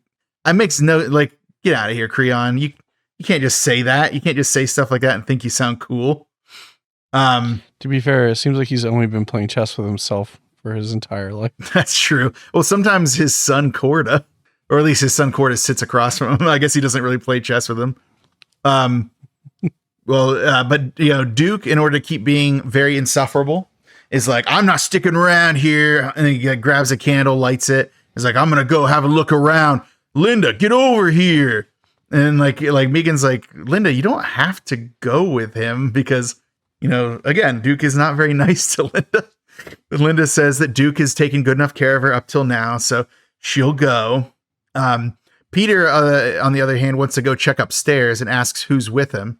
Rich is with him. And although Dave seems to want to go, Adrian's like, absolutely not. We're going to stay in the foyer. And even though Dave's unsure, Adrian says her mind is made up, so they're going to stay. So our group is doing already one of the cardinal sins of all of horrordom. They're splitting up. So yeah. Oh, not going into an old haunted, creepy house to party in. Oh yeah. I mean, that could have, they could have saved their lives long ago. So yeah, just if you're keeping score at home, you have Peter, Megan, and Rich are going upstairs. You have Adrian and Dave who are staying in the foyer. You have Duke and Linda who are going somewhere else on the first floor. And then you have, Carol, who's still a monster somewhere in the house, but apparently not bothering with them right now. In fact, it's to the point where I kept forgetting that Carol existed. Yeah, Carol's like, I'll be back later. I gotta wear a man to it's Chekhov's Carol. With. This Carol will show up later in the movie, don't you worry. Yeah. Chekhov's Carol. Where's Frank though? Shut up. Dave is Frank. I thought for some reason in my notes, I replaced it in my notes. It's like it never happened. Yeah. But back wherever Creon's hanging out, he opens up his dead wife's casket. And surprisingly to everyone, she wakes up and she realizes that Creon has resurrected her again. She is not psyched about it. She tells him to stay away. She doesn't want him anywhere near her. She says that she wants to die. She wants everything to end, but Creon says he will not allow it and he will make her his forever. It's like, yeah, nothing creepy about that, bro. Why don't you take a hint? Yeah. But Creon seems like he's pretty old school, so he probably doesn't think women should have rights. Oh wait, where was I at? Oh yeah. Creon being okay. Yep. Creon being a very what's the word I'm thinking of? Misogynistic old man. It's like, I will possess you forever. It is my will. It's like, what, Creon, why do you only have a German accent when you say will? So we see Peter go and try a door. It happens to be where Demon Carol's hanging out, but she backs away and hides from him because I guess it's not time for her to enter the plot again. Rich falls and thinks something's grabbing onto him, but it turns out he just got tangled up in some electrical cord. And then it's like, oh, Rich, you old so-and-so. Rich tries one of the doors and opens it. And then it seems like this is where Carol is because we also see a shadow. But again, we're not going to have any payoff on any Carol stuff right now. So don't get excited about it. Instead, we're going to cut to Duke and Linda sneaking around some abandoned room. Suddenly, a door across from them opens up on its own. Linda is concerned, but Duke, in order to show that he's a real man and won't be... he's a real man and won't be scared, he's going to go investigate that door that opened on its own. Hell yeah. But instead of just going to it, he's going to charge to it. So he runs to tackle through the door, but it's a stairway that goes down into a basement. So he just falls down the stairs into a cellar. He had it coming. No, he did. Yeah. Well, why would you jump sight unseen through a door? You like maniac. Oh, I was going to say, by the way, just like to get back into the plot description here. Sure. I think that what I wanted to say Creon was he seemed like an incel, kind of. Yes. Yes. So I was thinking he's misogynist, yes. But like he's very like obsessed with like possessing this woman and stuff like that. And it's like he seems very incel like. Yeah. And you might say, well, like, don't they have kids? It's like, yeah, but Isabel seems surprised by that. So definitely, however this happened is not chill. It's like, man, what is Creon doing preparing for a future in 21st century American politics? Bum, bum, bum. I don't know. But back to our hero, Duke. My God, I hate Duke. So Duke, after having fallen down into the basement, Linda like comes down and he like pulls her down, and he's like, and she's like laying in some mud, and he seems to be trying to get frisky with her. And she's like, no, this is gross. Like, I don't want to do this. And also, hey, Duke, it's not like very, I don't know, sexy to be trying to like get it on with your girlfriend in a house where you've already lost 2 friends and evil is clearly afoot. Like, it's not exactly an aphrodisiac, dude. But, you know, Duke, he doesn't think about anyone but himself.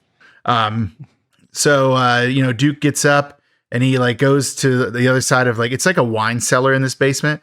Like walks over to the other side. He puts like a sheet over his head. He's like, oh, boo, look at me. I'm Duke the horny ghost. I'm like, okay, ghost or Duke. Okay, ghost. All right, Duke. Okay, ghost. Like what, you really just have no sense of timing. You can't read the room whatsoever. Then Duke finds some wine because, again, they're in a wine cellar. Linda tells him not to drink it because she says it could be poison or it could be vinegar. Where it's like, man, those are big differences. But apparently he doesn't enjoy it, so he ends up like spitting it out. We have no time to wonder more about like how this wine, which should age well, has aged poorly, because all of a sudden we get farting muck monster men who come out. Did you like that? How these mud monsters, these muck men come out and just constantly farting. Constantly farting. Yes, constantly farting. And I didn't know if that was like because the mud, like that was supposed to be like the gas escaping the mud. Okay, so I learned about this. I learned a little bit about this from like the IMDb and some of it from on the Last Drive-In with Joe Bob Briggs. They did this movie a couple years back, and he actually talked about a bit about some of the background. But that producer who I mentioned, who everyone hated, Michael Lee, he loved fart humor. I think according to Joe Bob Briggs, like they said that he was a pull my finger kind of guy. So he just like loves scatological kind of juvenile humor. Oh, no. So he insisted they add farts to these muck men, which does a lot to undercut what could have otherwise been a very like harrowing scene, because the effects on the monsters are decent. The effects of the constant farts are not decent. I do not care for them. I'll be completely honest with you. I stopped the movie because I'm like, there's got to be something wrong with this. You're like, and this cannot be. Rewound. And I'm like, there's got to be something wrong. Like maybe it's like the audio is just something. Like, okay, folks, and I know some of you don't watch the movie, and it's fine. The amount of farts in this one scene, I'm gonna throw a number out there. I'm gonna say at least 75 farts. Oh yeah, tons of farts. And it undercuts like, because they arrive by grabbing Linda from below while she's in the mud. Sure. And then they just like come out and they start like wrecking tables and breaking lights, and they're just overall pissed. Whilst farting. Well, yeah, but then while farting, it ruins it. If you muted that part, it would probably be way better. Yeah, like they're just like getting creepy and throwing things, but it's like yeah, the farts are constantly. It's ridiculous. It was such a and dumb here's the other choice. thing. There's 3 of them, right? Yes. All have audibly different farts. Like it's not the same fart noise. Like you could tell like they like added spatial distance. Like, oh, that fart sounds like it's a little over there. This fart's right here. And that fart's so there's 3 fart monsters at one time farting in different like cadences. Like it was the worst. It was pretty bad. It definitely undercut a lot of the tension of the scene. Yeah. But yeah, again, they like wrecking stuff. 2 of them I think are armed with like pickaxes and stuff like that. So, you know, they're ready to mess stuff up. What was that? Who cares? What do you mean? Like because of the farts. Oh yeah, it's like who like even cares about this? Yeah, it does make it so it seems less serious, because like Duke is trying to fight one, and he manages to like knock it, push it like into where he had spit the wine out, and he notices that the wine on the ground like burns its leg, and it seems like it kills it. like melted. Yeah, like melts it. So he's like, oh, Linda, like the wine, it melts him. So he tosses her a pickaxe, and she breaks open one of the big wine casks that's there. The wine pours out, it melts the monsters. It's kind of a cool effect. It looks like when you like do a science science project in like chemistry, you know, and it does something with like some kind of powder that like kind of bubbles whenever it's exposed to like a chemical that has a reaction with it. So it's kind of a cool effect. This is a bummer about all the farts, but the threat's over, so the farts don't last long, mercifully. Hey, so I'm pretty sure Duke hit that actor. Probably like in the one, like where he like, there was one punch and then the monster kind of pushed and he kind of pushed back, but he kind of he like did another haymaker. I'm like 62% sure he actually punched that actor. Well, it seemed like the Muckmen outfits were pretty padded, so hopefully he wasn't taking too much damage. But I don't want to waste any more time on these Muckmen. Let's as the audience, we will not be seated as we cut to Rich, who seems to have gotten into a janitor's closet. He's fumbling with a mop and has his foot stuck in a bucket. I'm like, is this a cartoon? Like, what are we even watching here? Yeah. Back to the farts. No, the farts are over. The Muckmen are dispatched. We're going to cut to Adrian and Dave. They're now in like a bedroom somewhere. They decided, I guess, to go to this bedroom with like a pull-out couch in it and stuff like that. Dave is worried because the others have been gone for a really long time. Adrian is like, well, maybe they're all dead or whatever. It's like, Adrian, stop it with your British accent. Why are you even hanging out in middle America somewhere? I mean, I guess upstate New York. Dave is not happy with her for saying that. But yeah, so Dave wants to go back to the foyer and wait. But Adrian says she wants to stay in the bedroom. It makes her feel safe. Hey, guess what, Shane? It's not safe, as we'll come to learn. Elsewhere, Rich finds some kind of strange ritual-looking room where some candles light themselves. Again, a lot of people see candles light themselves in this and are not nearly concerned enough. Anytime if you were to like show me people having candles light on their own, like if I'm in a room and candles just light, I'll be like, hey, I'm gonna dip. Like I don't want to be here for this. I want to be here for whatever sorcery is about to occur. He finds that the off-brand Ouija board is there. But then when he goes to like try to grab it, suddenly demonic Carol is in there. So he's freaked out. He's yelling. Megan and Peter hear the yelling and they try to get there to help him. But the door like is shutting on its own and they can't get through it. So like, we got to find another way in if there is one. But don't worry. We have to get back to the love story between Creon and Isabel. Isabel is saying that she will poison herself again, implying that she had killed herself before to get away from Creon. He says that his will to keep her alive is greater than her will to die. So he gets 2 more times to say Vil. So if you want, hey, what's our Vil count? Next time I watch this, I'm going to do a Vil count to see how many times he says Vil. She says that even if they are together for another 70 years, he'll never have her. And he's like, but I have already had you. And I'm like, oh, gross. Creon, no one likes you. Dave, elsewhere, in the bedroom where him and Adrian are, he finds a bottle of alcohol. He's like, hey, check it out. He's going to drink it. But Adrian tells him that he won't drink it because he doesn't drink. And she's just like really mean to him. And he seems like really upset about it. I'm like, why are these two even dating? They seem like they don't like each other at all.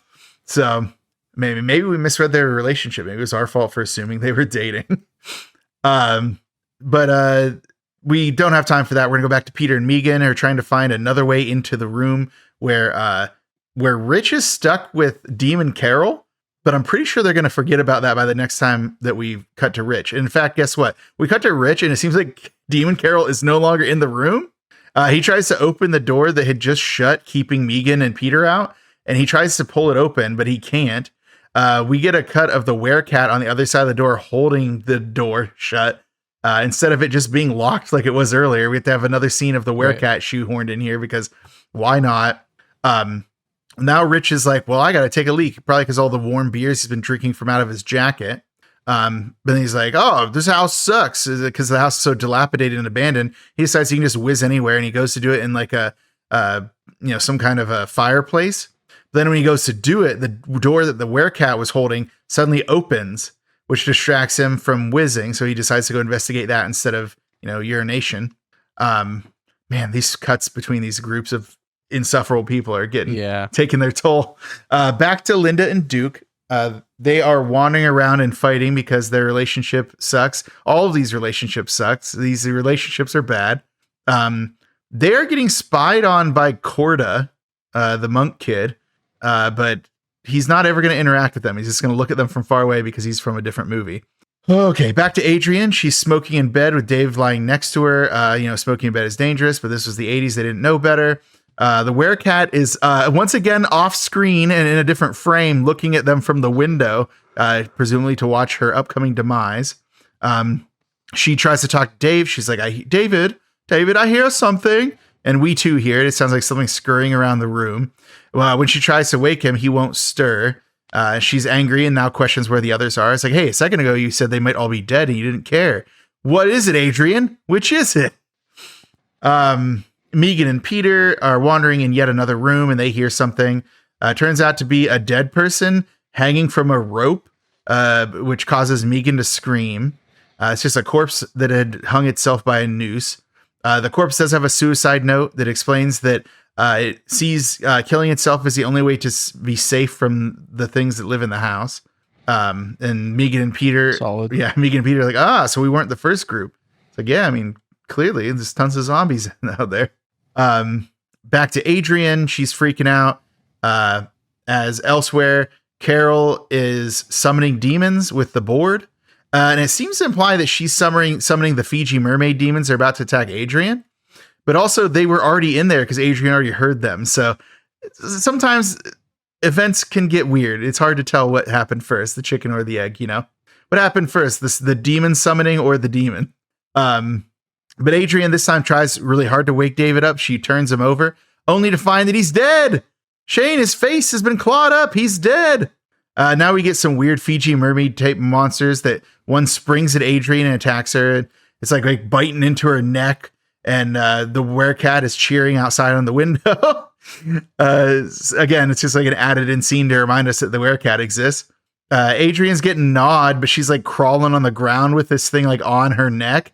And she grabs like a fire poker, which again, this room didn't even have a fireplace. Why is there a fire poker in here? No time to question it. She stabs the demon that's attacking her.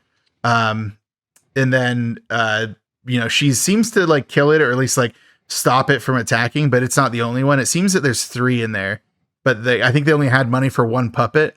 So we only see 1 at a time.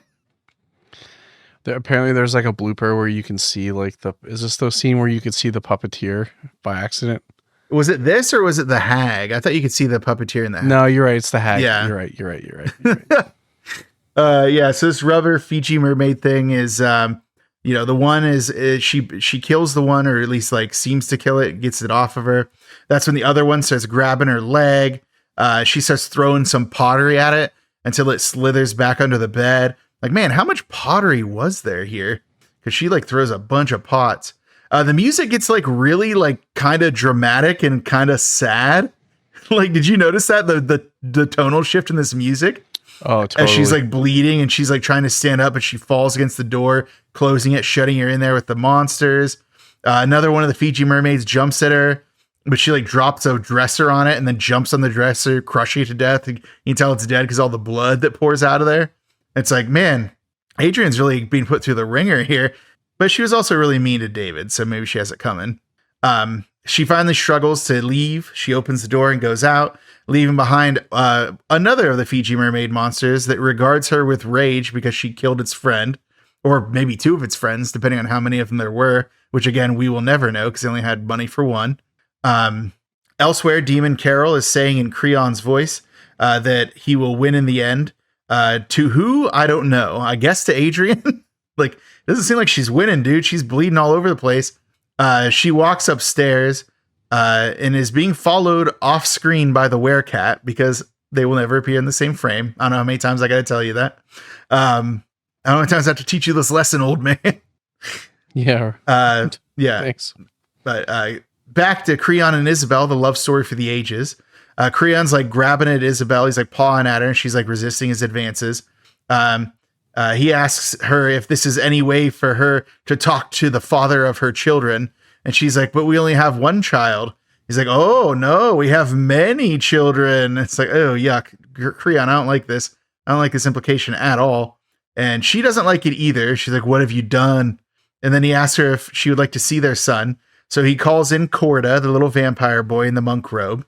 You know, he has fangs and a blue face. He's clearly like a monster. Corda comes in and says, Mama, but Isabel screams and runs away. It's like, hey, he's still a kid. Don't have to be mean.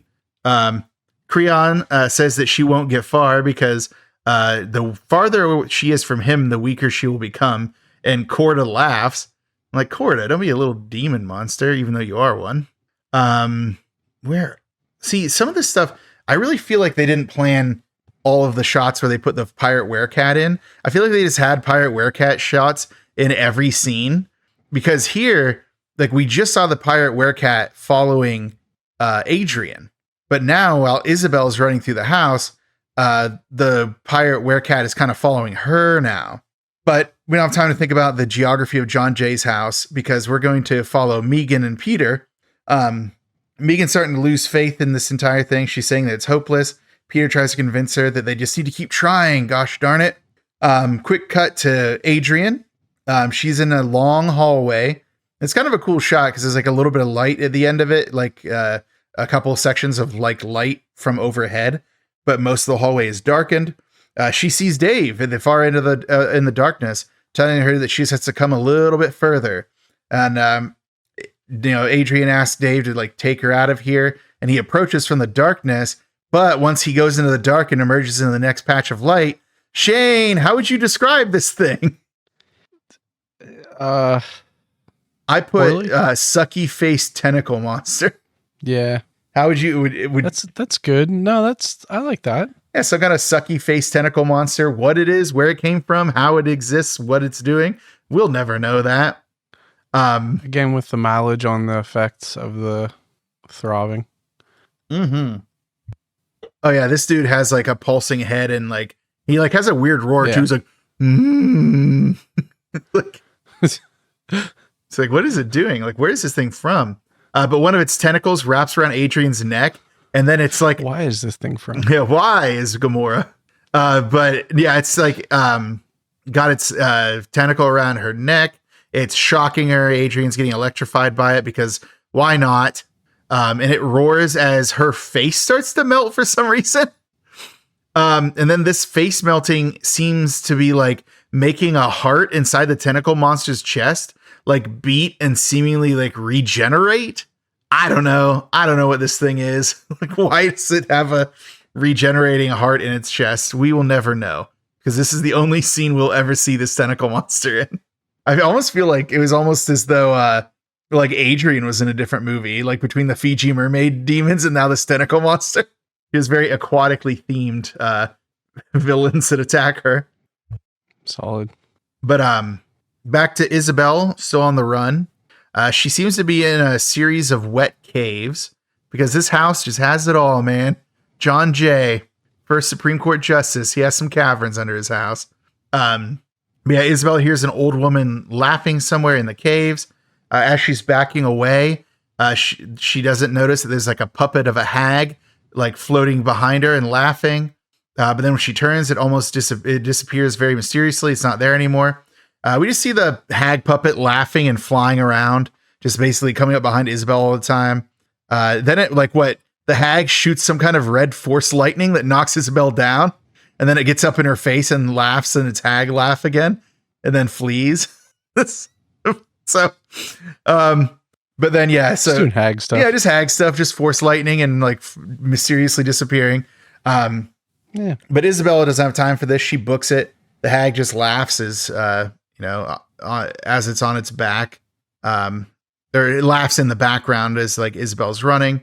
Back to Megan and Peter. They're walking down a hallway, and we get another shot of the werecat just going through a door, really riveting stuff from the werecat, A+. But then Megan and Peter run into Duke and Linda as they burst through one of the doors. So the two groups of them decide to compare notes about their experiences. And in the meantime, neither of their parties have found anyone else. Duke and Linda had apparently found Dave's body, so they've correctly assumed that Adrian is probably also dead. It's just kind of interesting that they somehow found those bodies off screen. Like, we get nonstop scenes of this werecat but we can't have a single scene of Duke and Linda finding a body of one of their friends.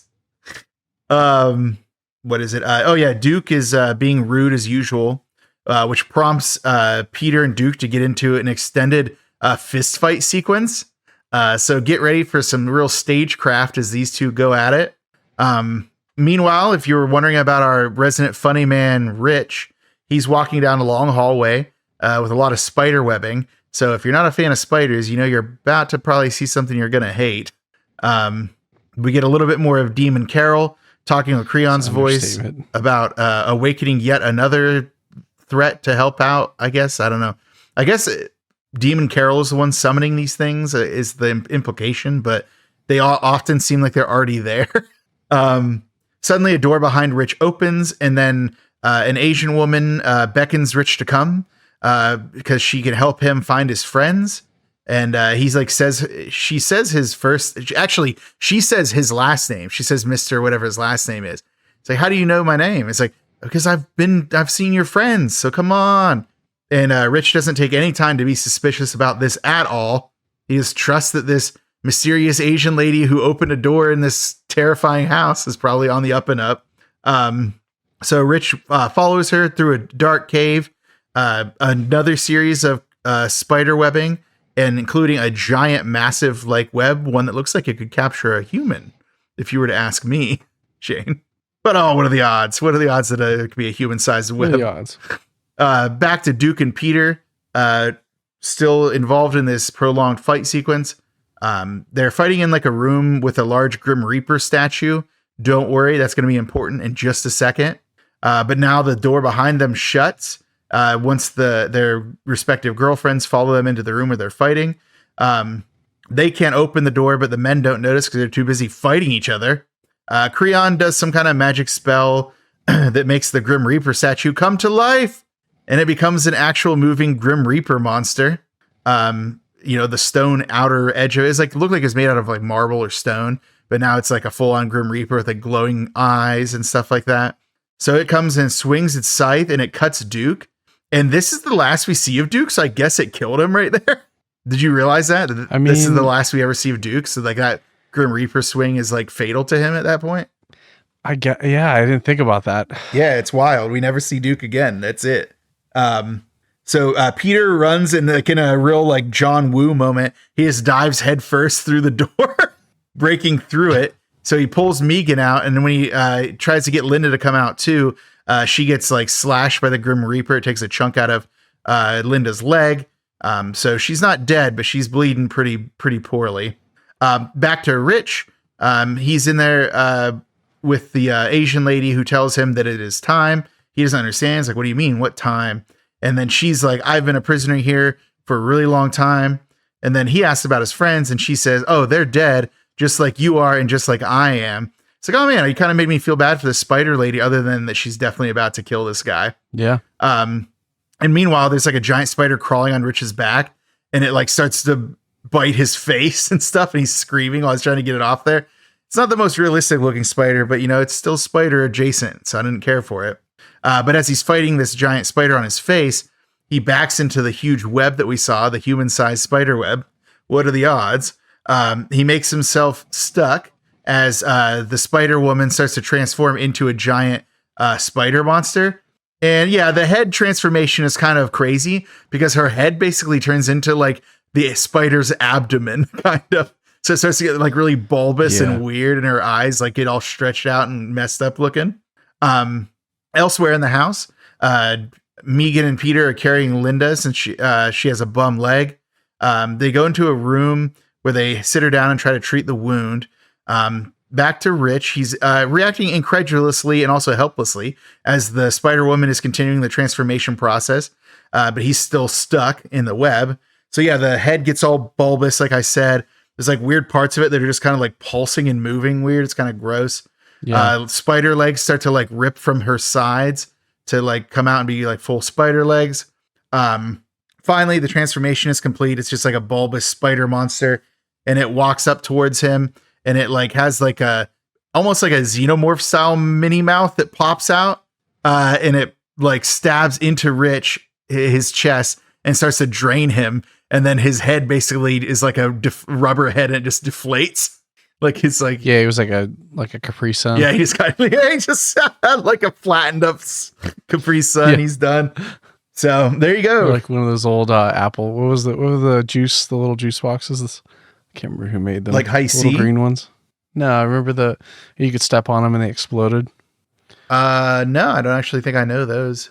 What? The only juice boxes I had were like High C juice boxes or like Capri Suns. I also had Huggies, but those were a barrel. Those weren't a juice box. Do you remember Tang? Yeah, I remember that it existed. Yeah. And they had their own little pouches for a while. Oh, they did briefly, yeah. Or at least briefly for me. I think I was kind of outgrowing it at that time when they came out with it. Juice boxes just didn't have enough liquid for me at the time. Anyways, yeah, so Rich is dead. He's been spider drained. Mercifully, it went a lot faster than like if you ever watch that movie like Mosquito with like the mosquitoes that turn giant because of like alien blood they drink. This one's a little faster. He dies a little more quickly. But yeah, so Megan is treating Linda's leg as Peter is noting that the door that they came through will not hold for long. And almost immediately the Grim Reaper starts bursting through the door. It's like, oh yeah, it really won't last for long, dude. So they all flee out the window onto like a long like porch roof area. But like as they run along from window to window, they're unable to find any way back inside as the Grim Reaper follows them out onto the porch. Linda and Megan scream as Peter decides to take it upon himself to fight the Grim Reaper. And as he's like accosting the Grim Reaper's scythe, there's like some kind of smoke shooting out of it. It's like, why is there some kind of weird gas coming out of this Grim Reaper? Well, no time to question that, Shane, because Peter succeeds in knocking the Grim Reaper off the roof. And what happens when it hits the ground? You remember what happened to the Grim Reaper? Does it just evaporate? It explodes, Shane. That's what it was. Explodes. It explodes like it was a robot all along or something. I had no idea. Like, why did this Grim Reaper just explode? Oh yeah, because it like Michael Bay style, like explosion, like a huge explosion. Right? Like yeah, just the second it hits the ground, style. like for no reason. I'm trying to think. I remember because I'm like, I remember there was an explosion, but again, there's parts of this movie that are so just bizarre to me that I don't piece them together in my brain. No, and that's one of them because the reason, like, there's nothing to indicate that this Grim Reaper thing was like a robot or something. It was like came to life from stone. Then as soon as Peter knocks it off the roof, and it was like one of those old like 70s or 80s movies where as soon as a car goes over a cliff, as soon as it touches ground, it explodes instantly. Gone, yeah. It was like that. It was like this Grim Reaper just touched ground. It's like boom, he's done. He's exploding. But yeah, so our three survivors go back into the room that they originally came out through the window in. Peter notices a bunch of stuff around the room, like a statue of a demon that looks like Carol now. There's a picture of Creon holding the Ouija board, but again, we don't see them in the same frame, so it's probably added later. Linda sees a bottle on a shelf that she like seems to be interested in for some reason. We're never really made to know why she's so interested in this bottle, but when she tries to go and get it from the shelf, she falls and hits the shelf, causing the bottle to fall and break, and it melts the statue of the demon. Oh, they're like, oh, this is acid. It's like, oh, it's acid. It's like, what? Why? And also, how? Like, it was like such a like apropos of nothing moment. It made no sense. But Peter is like going through some papers that are nearby because this is the occult room. And he's like, there must be some dark secret in here that can help us try to escape. But then he basically leafs through some papers. He's like, oh, I realized I never learned to read, and just gives up on it and says I should try to leave now. It's like literally like a frame later. He's just like, never mind. I don't have time to read. Megan is wondering about Carol. And then Peter's like, well, we don't have to worry about Carol because she's going to come looking for us. And he like pulls a battle axe off the wall. It's like, okay, Peter, like you went from let's try to read through this knowledge to find a way out to I'm just going to use this axe on our old friend. Creon. Tracks. Yes. Now Creon is chatting with Corda. And he says, maybe I should let them live. And Corda's like, no, you have to kill them. And then it's like, and Corda says he's ready to kill. So Creon says, but anyone with a weapon can murder. But the source of true power is using death to control life. And like, Creon, do you even listen to yourself? Like, this makes no sense at all. And then we have another scene of Demon Carol playing with the board, which I thought that the board had been grabbed by Rich, but I guess no, Carol has it and went to a different room to use it. Peter, Megan, and Linda walk into a room, noting that the lights are out. But of course, it's just for dramatic effect. A bunch of torches light up, and they see that Carol is in the room with some demon symbols on the wall behind her. Peter is ready to go use the axe, but Carol uses demon powers to catch it on fire, so he drops it. Carol's walking around gloating that they will all die and their sacrifice will bring others to life. Again, I think this is all overdubbed with Creon voice. This wasn't part of the original plot. Creon, meanwhile, is still talking to Corda and tells him that they are his toys now and that Carol is no longer needed. And I guess this is proven correct because Carol's head starts to glow and like split open and there's like electricity flying out, like some kind of weird electricity after effects. And it basically makes all of our remaining survivors like start to age. And Peter, this was a cool scene. It was interesting. It didn't make sense, but it was cool. So Peter, now he's getting to be an old man. He crawls towards that old withered up corpse from earlier, the one that Duke had thought was fake. He tries to pick up an artifact that it's holding, but the body suddenly comes to life and grabs him by the throat and it has like weird looking eyes as they're looking at him. It's kind of gross. I actually kind of like that effect. But Peter just pulls the entire arm off of it and throws whatever that artifact is at Demon Carol. This causes the electricity to shoot at his face and then kill him. And Creon confirms this and says, they are all dead. It's like, oh, so that's all we get? Like, we never really see how Linda or Megan died. I guess they just, whatever Peter was trying to do didn't work. Yeah, they got Creon. They got Creon. Don't worry about it. But then trust us, bro. They're dead. Yeah, trust me, bro. But we don't have time to dwell on this for too long because we have to cut to Isabel running around in some kind of basement, but different from the basement where the wine cellar was. She sees some plants coming in through one of the basement windows, and this seems to resolve her to like do something. So she says that she always knew what she needed to do. So she goes back to Creon, and he says that her resistance is killing her. If he loves her, she will be fine. So it's like, yeah, really good way to get someone to love you, dude.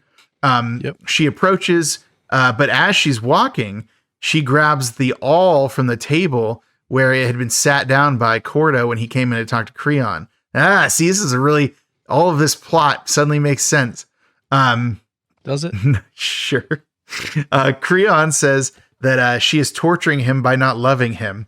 And she's like, what was it? She lures him in and says like, I will love you for all time. And he like falls for it and moves in. But then she like stabs him through the head, seemingly killing him. So it's like right in the pineal gland. Right in the pineal gland. He's no longer going to use a resonator. And it seems like this might have worked because we get sudden outside lightning striking down at that pulsing grave slab from earlier. Isabel like runs out onto the roof from earlier and she starts working her way down like some plants that are growing up the side of it. Like it's not quite a lattice. It looks like it's just plants. So she gets down to the ground, but when she gets there, there's a zombie monster there that calls her mama. She reasonably screams and runs away from this. Sure. And then the music just gets like really upbeat for some reason. Like it really reminded me of like Return of the Living Dead, not just because there's zombies involved, but the way the music is just like inexplicably just bopping while she's running around. Okay. What? Do you know what vibe I got from this? Go do it. Say Castlevania. All right. Really? Yeah. Like that, like, I think it was either 4 had some just bangers, where like she's just running around the whole time and like, they're like, just like, I don't know. It was like video game music. She was just trying to get away from all these zombies. No, I mean, okay. Yeah. Castlevania. I can feel that. So yeah, the zombies are emerging, intent on stopping Isabel from escaping. She manages to fight away from ones that are grabbing her on the ground at first, but they're like grabbing her a lot. And this is what you said. They strategically pull off her dress, but leave her undergarments on. Because again, she wasn't paid enough to take those off. She runs from the zombies after they take her dress, but leave her like, I don't know. It was like some kind of like underdress. Like it was just a dress basically under the dress, like an old timey style underwear. She runs from the zombies, but it seems like every direction she goes, zombies pop out. Oh no, fresh zombies. It's a really long scene of her just running around trying to avoid these zombies. Everywhere she goes, she finds more zombies. But again, it's kind of cool because I like the music and it is kind of, there's a lot of action happening. She does finally seem to manage to find a way out. She goes down like from like a garage that's kind of built into like a little hillside. She like crawls down there. The zombies are on their way to her. She finds a car. She goes to get into it. I don't think she knows how to drive though, because she's been, dead for 70 years. There's some guy like runs up and is like, "Hey, what are you doing in my car, lady?" And she's like, "I need help." And also he notices the zombies. And he's like, "Oh, move over, I guess." So he starts the car and starts driving them out of there. She doesn't take any time to think, "Hey, why is there a guy with a car nearby where my, evil sorcerer husband lives?" As they drive away, she's like, "I'm finally free." And then the guy driving the car stops suddenly. He's like, "You're not free." And then asks her, "Do you realize that I've always loved you too?" And then when she turns and looks at him, he suddenly turns into the werecat, even though he had 2 fully functioning hands earlier. But she screams and he like waves the little hook hand at her. It's kind of funny. And then we cut back to the pulsing grave slab from earlier in the yard, and it bursts open, and we get laughing Creon, who, even though he has the bloody forehead like hole from where he was stabbed, he's very much alive. And then we get a zoom in from upstairs where Corda is sitting in a chair and he's also laughing. And then the movie ends with a freeze frame on the laughing Creon. And then we get some more cool music as the credits roll and the movie is over. That, sir, is Spookies. So I guess like I always try to rationalize these shit like plots. I wonder if this was like time based. Go on. Well, like, so both weren't happening in now I know that there are scenes that directly contradict this because they made sure it was there. But like, I think it would have been more interesting if they would have made this like different timelines, like maybe like 20 years or 10 years apart. You know what I mean? Like the people like getting killed was how she got resurrected, but like not right away. Like, you know what I mean? Like, you mean because like Creon says that's what they're being killed for, but then she just wakes up immediately and is like, none of them are dead yet. Like, right. I think Creon just loves killing. I agree. Well, we did it. I like you try to like make it make sense. Is like, even though like there's any number of monsters and one of them might have been a robot because it explodes, and then like there's tentacle monster, there's demon things like Fiji mermaid demon things, there's muck men, there's spider lady, there's so many things here. The only insight that we sort of get is that the spider lady suggests that she too is a prisoner. So like Creon is like holding like these monsters prisoner too. Mm-hmm. It's kind of a sad thing for them. Didn't stop her from killing Rich. But again, I'm not going to like shed a tear because at least if he's dead, that puppet can never speak again. You know what would be cool if they would give the puppet like an on-screen death, like a solid. Yeah, like Shane. Like a puppet should die. Like he was holding the puppet, and the like a smaller spider killed that puppet. Oh man, maybe if they ever make a Spookies 2, they can do that. You can call them up. I've heard that there's a Spookies 2 in development, but that's been a rumor for a really long time, so I don't think it's ever going to happen. What, 20 years, 30 years? For a while, yeah. Oh man. Well, I mean, don't get too excited yet, Shane. We have more to do. We do have more to do. Well, you know what it's time for? It's time for our McMurder of the movie. Wow.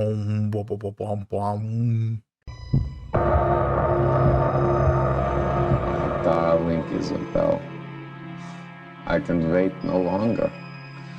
The final foolish victims will be here very soon. And then, once again, we shall be together for all time.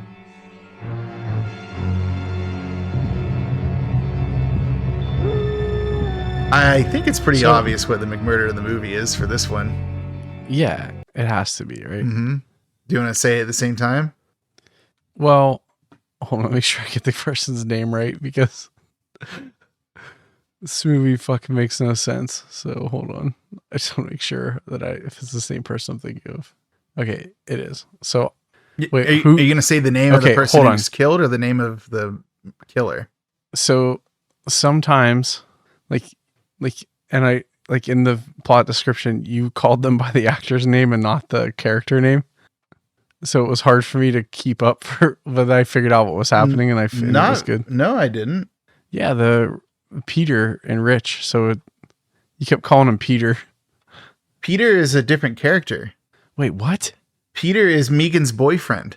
But isn't Rich the one that... Oh, my Christ. Isn't Rich the one that gets killed by the spider? Yes. But Peter is also a character played by a guy named Peter. But Rich is played by a guy named Peter, but I always called him Rich. Okay, so maybe I'm just getting confused. I think so. Again, fucking nothing makes sense in this movie. I mean, it's Rich, right? Well, there's the fun of it all. But yes, I think it's got to be Rich killed by Spider Monster, mostly because I hate spiders. And that Spider Monster was pretty crazy for such a low budget movie. And I will say, I do want to give an honorable mention to basically Adrian's entire ordeal. So how she like face off with these like Fiji mermaid demon things and then like goes out into the hallway and then gets accosted by like the tentacle monster that made no sense in logic and got her like neck tentacle electrocuted and her face melted. I'm like, I don't understand any of the logic on this, but that was a rough way to go. But you got to give it to like the, you know, Rich deciding to follow some random lady he found into a very cobweb. Like maybe it's just because of all the video games I play, but if I go to any cave and there's cobwebs everywhere, like spider webs everywhere, I'm like, absolutely not. It's going to be giant spiders. It's always giant spiders. Skyrim is giant spiders. Witcher 3 is giant spiders. Diablo, it's giant spiders. Like, no, I'm not going in there. Yeah. So I'm not doing it. So yeah, it's got to be Rich and his giant spider situation. I want to give an honorable mention to Billy being killed by dirt.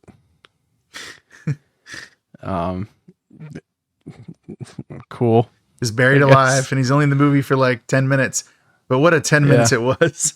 Sure. 10 minutes of making bad choices, thinking the surprise birthday party was happening in an abandoned John Jay house. But you know what? There you go. We have our McMurder of the movie. It's Rich being spider monstered. But now, Shane, we shall move on to our judgment categories.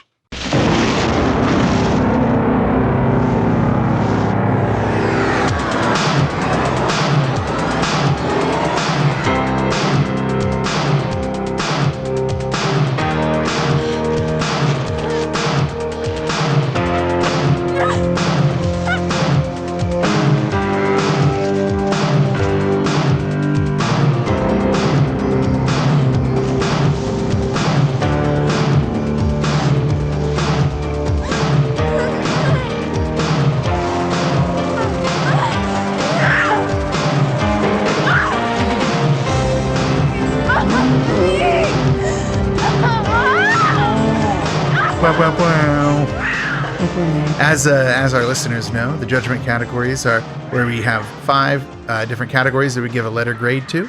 We have story, which includes which includes writing. We have acting, effects. We have music, which can include sound design as well. And then we have cult factor. Cult factor being that little X factor that makes these movies so special.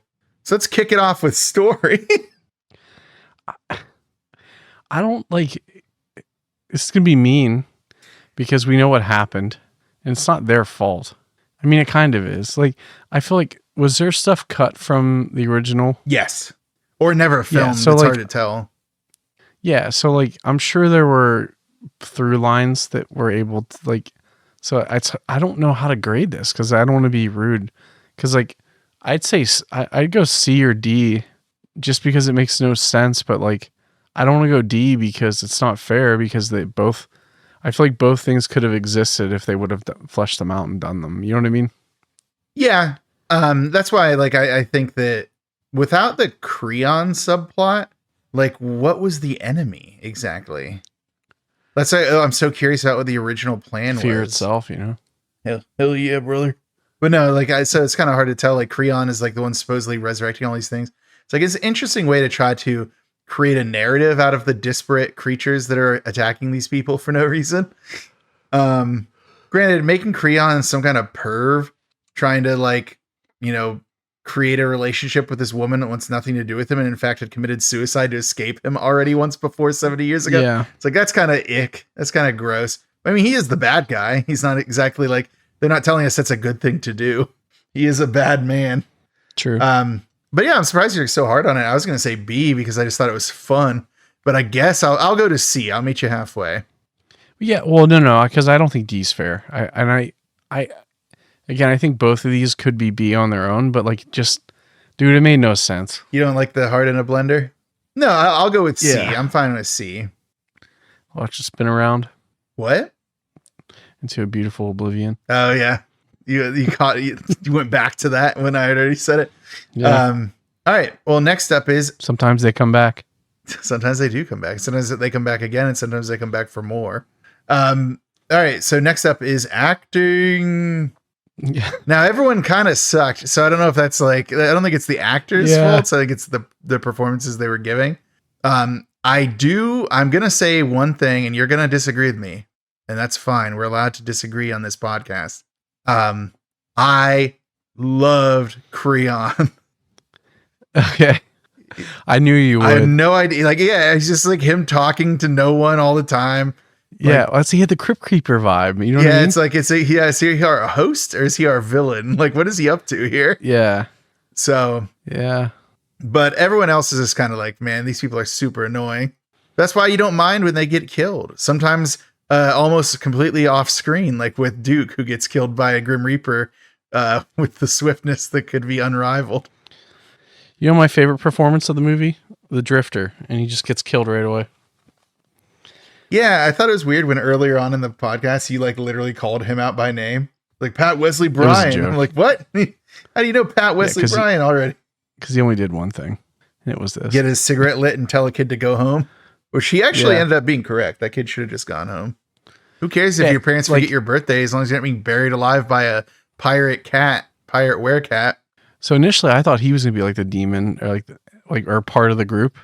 And no, he was just like, hey kid, I'm going to try to help you out here. No, he's just some guy who needed a light in the woods. Yeah. Randomly in the woods near John Jay's estate. Yeah. All right. So what are you going to do for acting then? C? Yeah, I guess. Like I think it's a C. Well, I think that you're too mean to Creon, but I'll accept it because I do think was the performance. Okay, but like lacking. So I'll give it to you. The Creon guy was awesome. No, because I think that movie. Yeah, but I think my next ones I'm going to be way higher on, so I'm willing to take the L on these early ones so I can champion the next ones. So while we're at it, C for acting, they did their best. Creon did his best. For effects, look, for a low budget movie, they made a lot of monsters and they were not afraid to give them their screen time. The spider thing was kind of weird looking, but I thought it was appropriately gross. I really dug the spider monster. I dug the Fiji mermaid demon monsters. I dug the tentacle monster, even though I'm not sure what it was. I thought the zombie makeup was really cool throughout. I think that the only effect that I didn't care for was anytime there's like the After Effects stuff, like the animation effects, but the only one that really was like, what is this, was the very end when the electricity was happening to turn everybody old. But I think that was also overshadowed by like the makeup effects of the old looking. Like Peter he was getting old. Like it looked it looked pretty good. So I'm inclined to say A, because even if it wasn't always executed as well as it could, like the amount of the amount of like ambition in some of these effects shots, like it just was a lot. I feel like it was really cool. And I think the spider transformation really does work. The zombie makeup was all really good. So yeah, I want to say A for effects, but I will be willing to hear you out. I agree with you. I'll say my criticisms and then I'll go into what I liked. But the one that I didn't like, the effect that really bothered me was the pulse, or like how they had like parts of the monsters moving, like the animatronics, like. Oh yeah, or like, I guess so. But it was mechanical. So like if you look at some of the photos from behind the scenes, a lot of it was done on strings and puppets, and they had like pulleys and stuff. And I think that's what made the pulsing kind of weird for some of the characters because it was on a puppet string. So it didn't feel natural. Now the Creon pulsing definitely was pretty wild. But like taking that aside, plus the after effects were kind of lame, but I mean, when's the last time you've seen a movie with this many handmade puppet practical effect monsters that were so different, right? Yeah, which like narratively, like we already punished it for the narrative like incohesion of all of these different monsters. But like just to see it in one movie, like how many different kinds of monsters they would throw in, it was wild. Yeah, and one of the coolest, the spider head was weird, but the arms growing out of her was fucking sick. Like how they did that effect where it was like they basically just like popped out of her and were like growing. I thought was super cool. Like they did a lot of stuff. The zombies were really good. Like I know a lot of these guys worked on the zombie movies and yeah, it seemed like a lot of them were involved with like Romero stuff and everything. So to me, like especially that final scene, they really nailed the zombies. I will say in defense of the spider transformation, I know you don't like it because of like how weird it was, but once you realize that it's not her head becoming a spider head, but it's her head becoming a spider abdomen and the actual spider face is showing up somewhere else, it starts to make more sense, in my opinion. Like once I first watched it, I was like, what is happening here? And then I was like, oh wait, that's the abdomen. That's the spider butt. So yeah, it was just weird. It just was weird. It was weird, but I don't know the right way for a human to turn into a spider. So we'll put it this way. It was weird, but it wasn't bad. So would you be willing to concede the A for effects? Oh yeah, I think it was A. Yeah. Some of the, like, if you look at photos of these creatures that they created, I mean, they're like phenomenal. So yeah, that tentacle monster is pretty wild too. It is like, yeah, it kind of like, I actually thought the effects of its like pulsing heart were really good. I just didn't understand why it was there. Yeah, it's like I don't understand why though. But whoever like learned how to do the pulsing like needed to take a beat. Like, hey, dude, just chill out. Yeah, not everything has to pulse. Like, not every monster needs to pulse. Like, yeah, I'd say A. That's fair. All right, A for effects. We did it. Next up is music and or sound design. I'm not holding the farts against these guys. No, the farts are a problem. They definitely does ding them a couple points though. Yeah, but man, oh god, that ending song was so good. If it weren't for all of the bangers of songs, they were so good. And the way that even that scene, like I mentioned the scene of Adrian, like how that song just got really dramatic out of nowhere. I'm like, oh, like what's happening? Like, I mean, a lot of people have been dying in this thing, and this has just got real serious. Yeah, I'd go A on this. I think the music was awesome. Like a lot of times you watch these movies and you don't remember what the music was, and like I vividly was into this music. I agree. Like I can actually remember like what it sounded like. That final scene.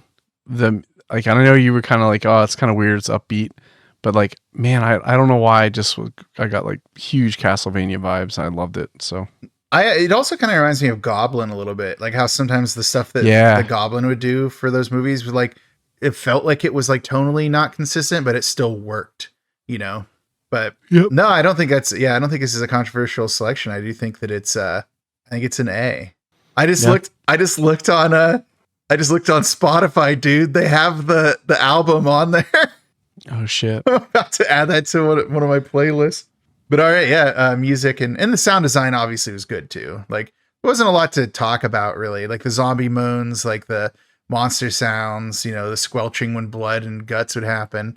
So, but I think the music alone carries it to A. So, I think this last category then is going to be the one that we're going to have a little bit of a tiff over. So the last category, of course, is cult factor, which is that little X factor, which makes these movies so special. I get the feeling that you're not feeling the cult factor on this one the same way that I have been. Well, I mean, I don't think that's fair. I thought we were going to argue more on the D rule, but I think with cult factor, like the monsters, and I think the staying power that this movie has, like where it's back in the pop culture references with like High on Life. You know, the fact that they were able to like basically save a piece of American history, like That's still wild to me that they inadvertently. saved John Jay's estate because Yeah. they wanted to live there while they were filming. So like, oh, I guess we'll fix up the plumbing and the electricity and stuff like that. And then like the owners, the actual like inheritors of the estate were probably like, curse us, they've repaired our building. But like, so think of it this way: like, how many of these movies actually get a documentary, and not only get a documentary, but get a documentary that's rated so highly. And I think this had a really cool story to tell, and it just never got its day, right? So, I don't think it's. The monsters alone, like especially with some of the other films that we've done, like these are like top notch. They get their own, like they get a lot of screen time. Yeah, And they, honestly, I feel like it fits in a lot of movie in its 85 minutes, like maybe too much movie in for some sure. ways, but maybe 2 movies. hey, I'm inclined to give it an A on the cult factor. I think that this is just one of those movies that like, if you want to watch a crazy movie with some people and just throw it on and not turn your brain on too much, just let it flow through you. I guess Spookies is where it's at. Yeah, I think A is solid. I could go with A. I just, like, there are some glaring issues, but I don't think it's the fault of the movie. I think it's the producers. I think without its history, though, like I don't think that it would have the same impact. Like if it had been more competently like plotted, it might have been less interesting. I don't know. It's kind of hard to explain, but yeah. So okay, no, I get it. Like the part of the mystique is, and that's what I'm like, saying. What with is the call even factor. happening here? Right. Part of the mystique is the whole story, and it's not just the movie, which is exactly what call factor. Like that's fits that to a T. All right, then it's A for cult factor. A for A. It's Creon. All right. Well, then that brings us to our final segment here, which is our last hat on a hat. The extra category that we don't really need, but we added it anyway because it's our podcast and you can't stop us. And it is the D roll.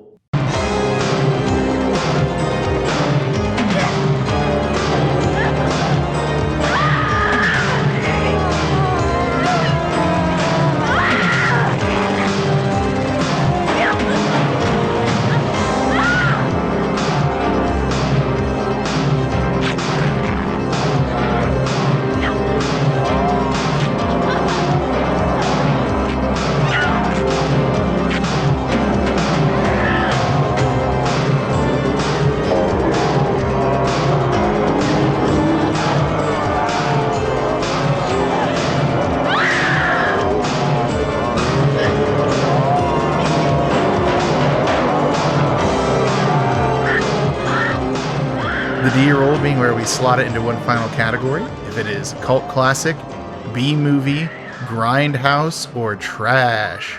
And trash, hopefully we don't have to get to that, but you never know. All right. Thoughts? I think this is a B movie. and I think given all the stuff that we said, like if we're like stacking it up against other things that we've like reviewed and talked about, like I feel like it's so hard to put it in that top tier category. And which is I just feel like if they were able to turn, like if someone would get the cash and turn these into 2 movies and finish them, I think they both would be phenomenal movies. But I just think there's so many like setbacks that it's hard to for me, it's hard to like move into like that top tier category.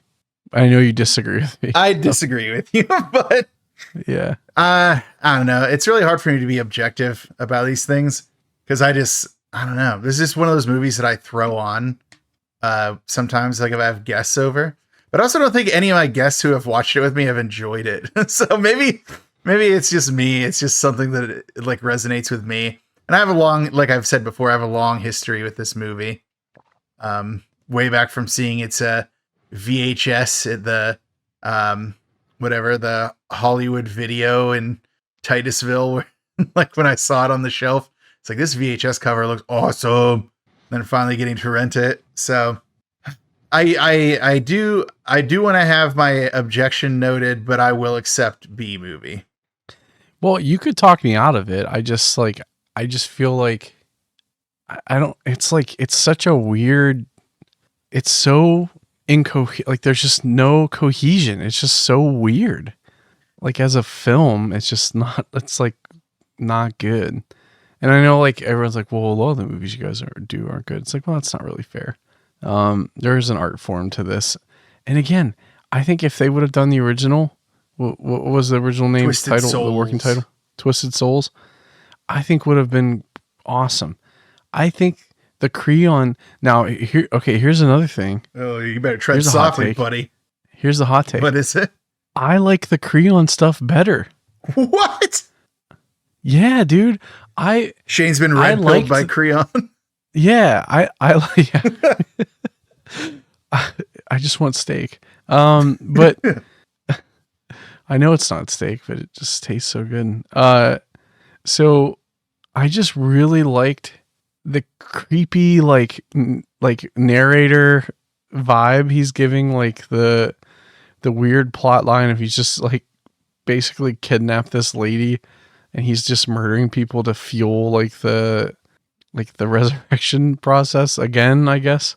And then like the ending with like her trying to get away with all the zombies and stuff, because like you knew that Creon created all these things that keep people there, and she basically tried to get away. And then I just love those like twist endings and stuff. I don't know, man. I'm gonna get a lot of fucking shit for this, but like if I had to pick one of the movies to watch and like if we could finish them, I would pick the Creon one.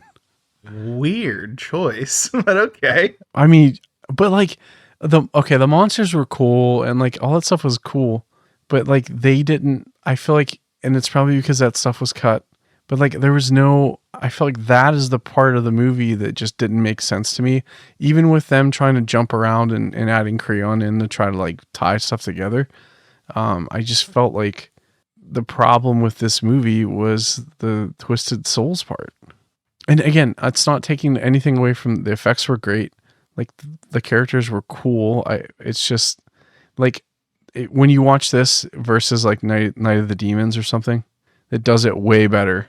I think it's hard to say this was like this should get as much credit as that movie does.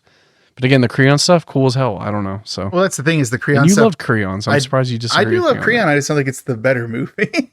But we also, the Creon stuff was there to like tie together what they had of Twisted Souls. So we don't know where that movie was actually going, like what the monster signified. It could have been more cohesive, but they never got the chance to finish it. But I guess I agree that it's almost more interesting as a, like, man, look what happens when you try to salvage a movie after like creative conflicts and just sew another movie to the top of this movie. Yeah. Right. But it, like, I think that it holds up as a single movie, but I also just love monster movies. Like, it's like, hey, look at all these creatures. Look at what they're up to. I guess we never get to know the characters. We don't really care about them. It's really just incident after incident happening very quickly. Some things are very disconnected. So I guess I'm willing to give it a B movie, but I do want an asterisk and put, unless you really love creature movies, then it's a cult classic because you need to watch this thing because creatures. Look, I will 100% bump up to a cult classic. No, because we've been told a lot of times by people that almost everything is a cult classic, and we need to stop doing it all the time. If there's any movie that I guess kind of deserves to be a B movie, it's Spookies. But it has a documentary. It has this legacy, and it saved John Jay's house. That's what I'm saying. Is the story of this better than the like? And that's like how do we separate that? And we've struggled with this in the past too, with like how do you separate like even people that worked on the movie like from that movie? I don't know. And again, I'll go call class. This isn't a bad movie, right? Like and like in my brain, like if I'm like ranking the B movies, this is like at the top of that chain. I just wish there was more connection between any of the film. Like, and it was just so hard for me. Like, I'm halfway through some, like I'm watching, I'm like, what the fuck is happening? And it was just hard for me to even kind of go along with it. But again, but like we've done this too with other movies where we've watched them 3 or 4 times and we love them again. So like this one could be like a grow on me like next year, right? Or like I watch it again in a couple of months and I'm like, yeah, it's actually pretty fucking good. That's why I'm going to accept the B movie for now, but I think we're going to come back to this in one of our retrospectives and have more to say about Spookies. Yeah. But again, this is definitely worth the watch. Just because we give something a B movie doesn't mean it's like not good. I just feel like with the budget, with the problems, okay, hold on. If you didn't have the backstory on this, would it, do you think it would hit as hard? No. Right. But also and the first time problem. I saw it, I didn't have the backstory, but I also, the first time I saw it, I was like 17 or 18. Like I was an idiot kid. I didn't know anything about anything. A kid-idiot. But all right, fine. For the D roll, I'll accept B movie. For now. B for Billy, who got buried. Also starts with a B. Well, that brings us to the end of our Spookies discussion. Yeah. Do you want me to tell everyone what we're going to do next? Yeah, we've tested the hands of fate too long and we need to do this. Yes, we can't keep putting off this movie any further. We have to do it. Because I don't know who owns it and I don't know where it's going to end up or where it will live, but it's always going to live in our hearts. That's true. Yeah. So, since we've teased you enough about what our next up in the Dark Side Drive-In shall be. It's Mausoleum. Oh no, Shane, I have terrible news. We've already done Mausoleum. Oh, shit. We have finally decided that we are going to do the 1988 remake of The Blob. It came to, so featuring, directed by Chuck Russell, featuring Shawnee Smith and Kevin Dillon, you might know as Matt Dillon's brother. What? Yeah, I know. So we, like Shane was saying, we have put this off before and it left Tubi and it came back after it actually was taken off for a time. And then now that it's back and it doesn't seem to be leaving immediately, we're like, let's just do this. Let's make it happen before it goes away again. And I will say this, the only place that it's streaming for free is Tubi. You can rent it on like Amazon and some other services, but the only place to actually like watch it as part of its like streaming is Tubi. Like, why is this movie so hard to find? Like it shouldn't be this rare. So about ready to get some of the most gruesome practical effects ever. I'm very excited to watch The Blob again, even though I watch it already kind of often. My parents, if they listen to this episode, they'll be like, yeah, we visited you like a few months ago and you just were watching The Blob randomly when they were there visiting me. I just had it on. It's like, yeah, I throw on The Blob remake all the time. It's one of the best movies ever made. So I'm already showing my hand. I'm going to love it. So if you disagree with me on that one, Shane, we're going to be fighting. So TriStar. Okay, it's TriStar and Palisades. I was looking up who was a production company and who distributed this movie. I was so terrified of this movie when I was younger. Like unfortunately, my mom let me watch a lot of these movies when I was like 5 or 6. So like, I was definitely too young the first time I watched the Blob remake because I remember like there's like, not to spoil anything, but there's a scene where a child dies, like a kid dies, and I was like, "What? You can do that?" Like I remember when this kid, like I thought that there's no way these kids could die because they're kids. Kids don't die. They're immoral. Then this kid died. I was like, "Oh no!" Like, oh no. Yeah, and it's just like at the pace at which it moves. So it's just like that fear of like there's nothing you can do to get away. Like it's just coming. It's a blob, and so I'm pretty excited. Oh yeah, I'm very excited to get into the Blob. No, I just hope that for some reason it's not taken off of Tubi like right away. I checked. So. I did my due diligence. I checked the leaving soon. It's not on the list right now, so we should at least have until our next recording to do it. Who knows after that though? These production companies, they don't care about us. They just want to play around with their licensing agreements. Just give me the Blob forever, please. TriStar. Yeah. Call your winged horse and give me my. Is TriStar the one with the winged horse? Yeah, it is. Yeah. Yeah, give me my winged horse. Give me the blob forever, please. That's fair. Yeah, Matt Dillon's brother needs these residuals. Let him keep getting these residuals from me. He does. He does need it. All right. Yeah. Well, there you go. We have our next movie lineup, The Blob. Not to show our hand, but we are going to have something special for the holiday season coming up. So stay peeled for what we have for that.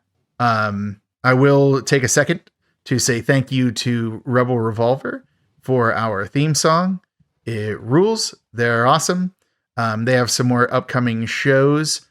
So go to their socials, the Facebooks, the Instagrams, and then obviously listen to their music on Spotify or whatever music streaming service you use.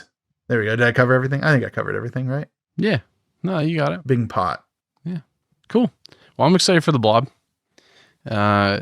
I'm excited I might try to watch the original if I can find it.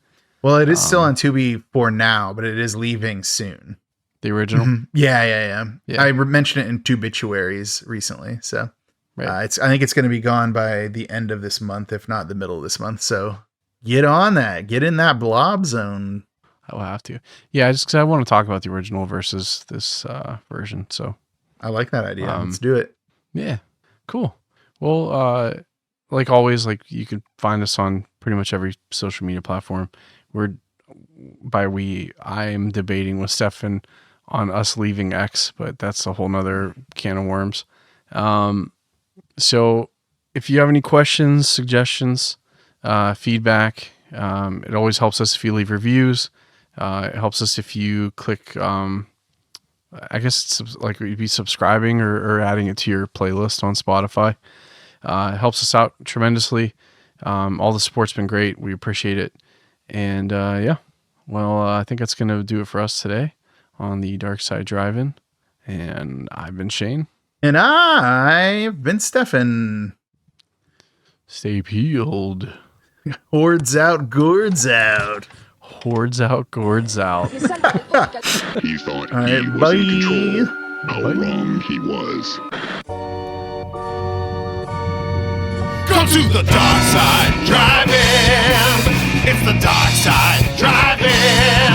Come to the dark side, drive-in. It's the dark side, drive-in movie club. From Dynamis Media comes a horror cyclopedia. Watching movies from the gates of hell.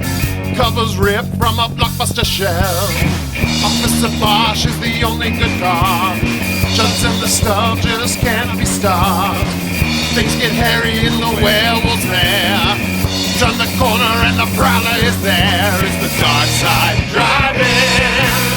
It's the dark side drive-in. Come to the dark side drive-in. It's the dark side drive-in movie club. Shane's the one who runs the show. He produces and keeps the flow. The Savini of the ones and twos. Only Jack Cordell has bigger shoes. Stefan does the bulk of the research. His descriptions just can't be besmirched. Lots of synopses are the top of lore. Just like Lamson, you'll be begging for more. It's the dark side drive-in. It's the dark side drive-in. Come to the dark side drive-in. It's the dark side drive-in movie club. From the deepest corner of the darkest universe, two brave hosts battle through nameless hordes of ghoulish monsters most foul, all to bring you the eternal glory of the Dark Side Drive-In.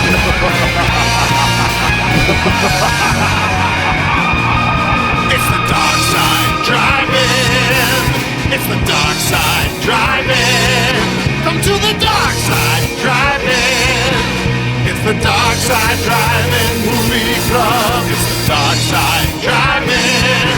Come to the dark side drive-in. It's the dark side drive-in. It's the dark side drive-in movie club.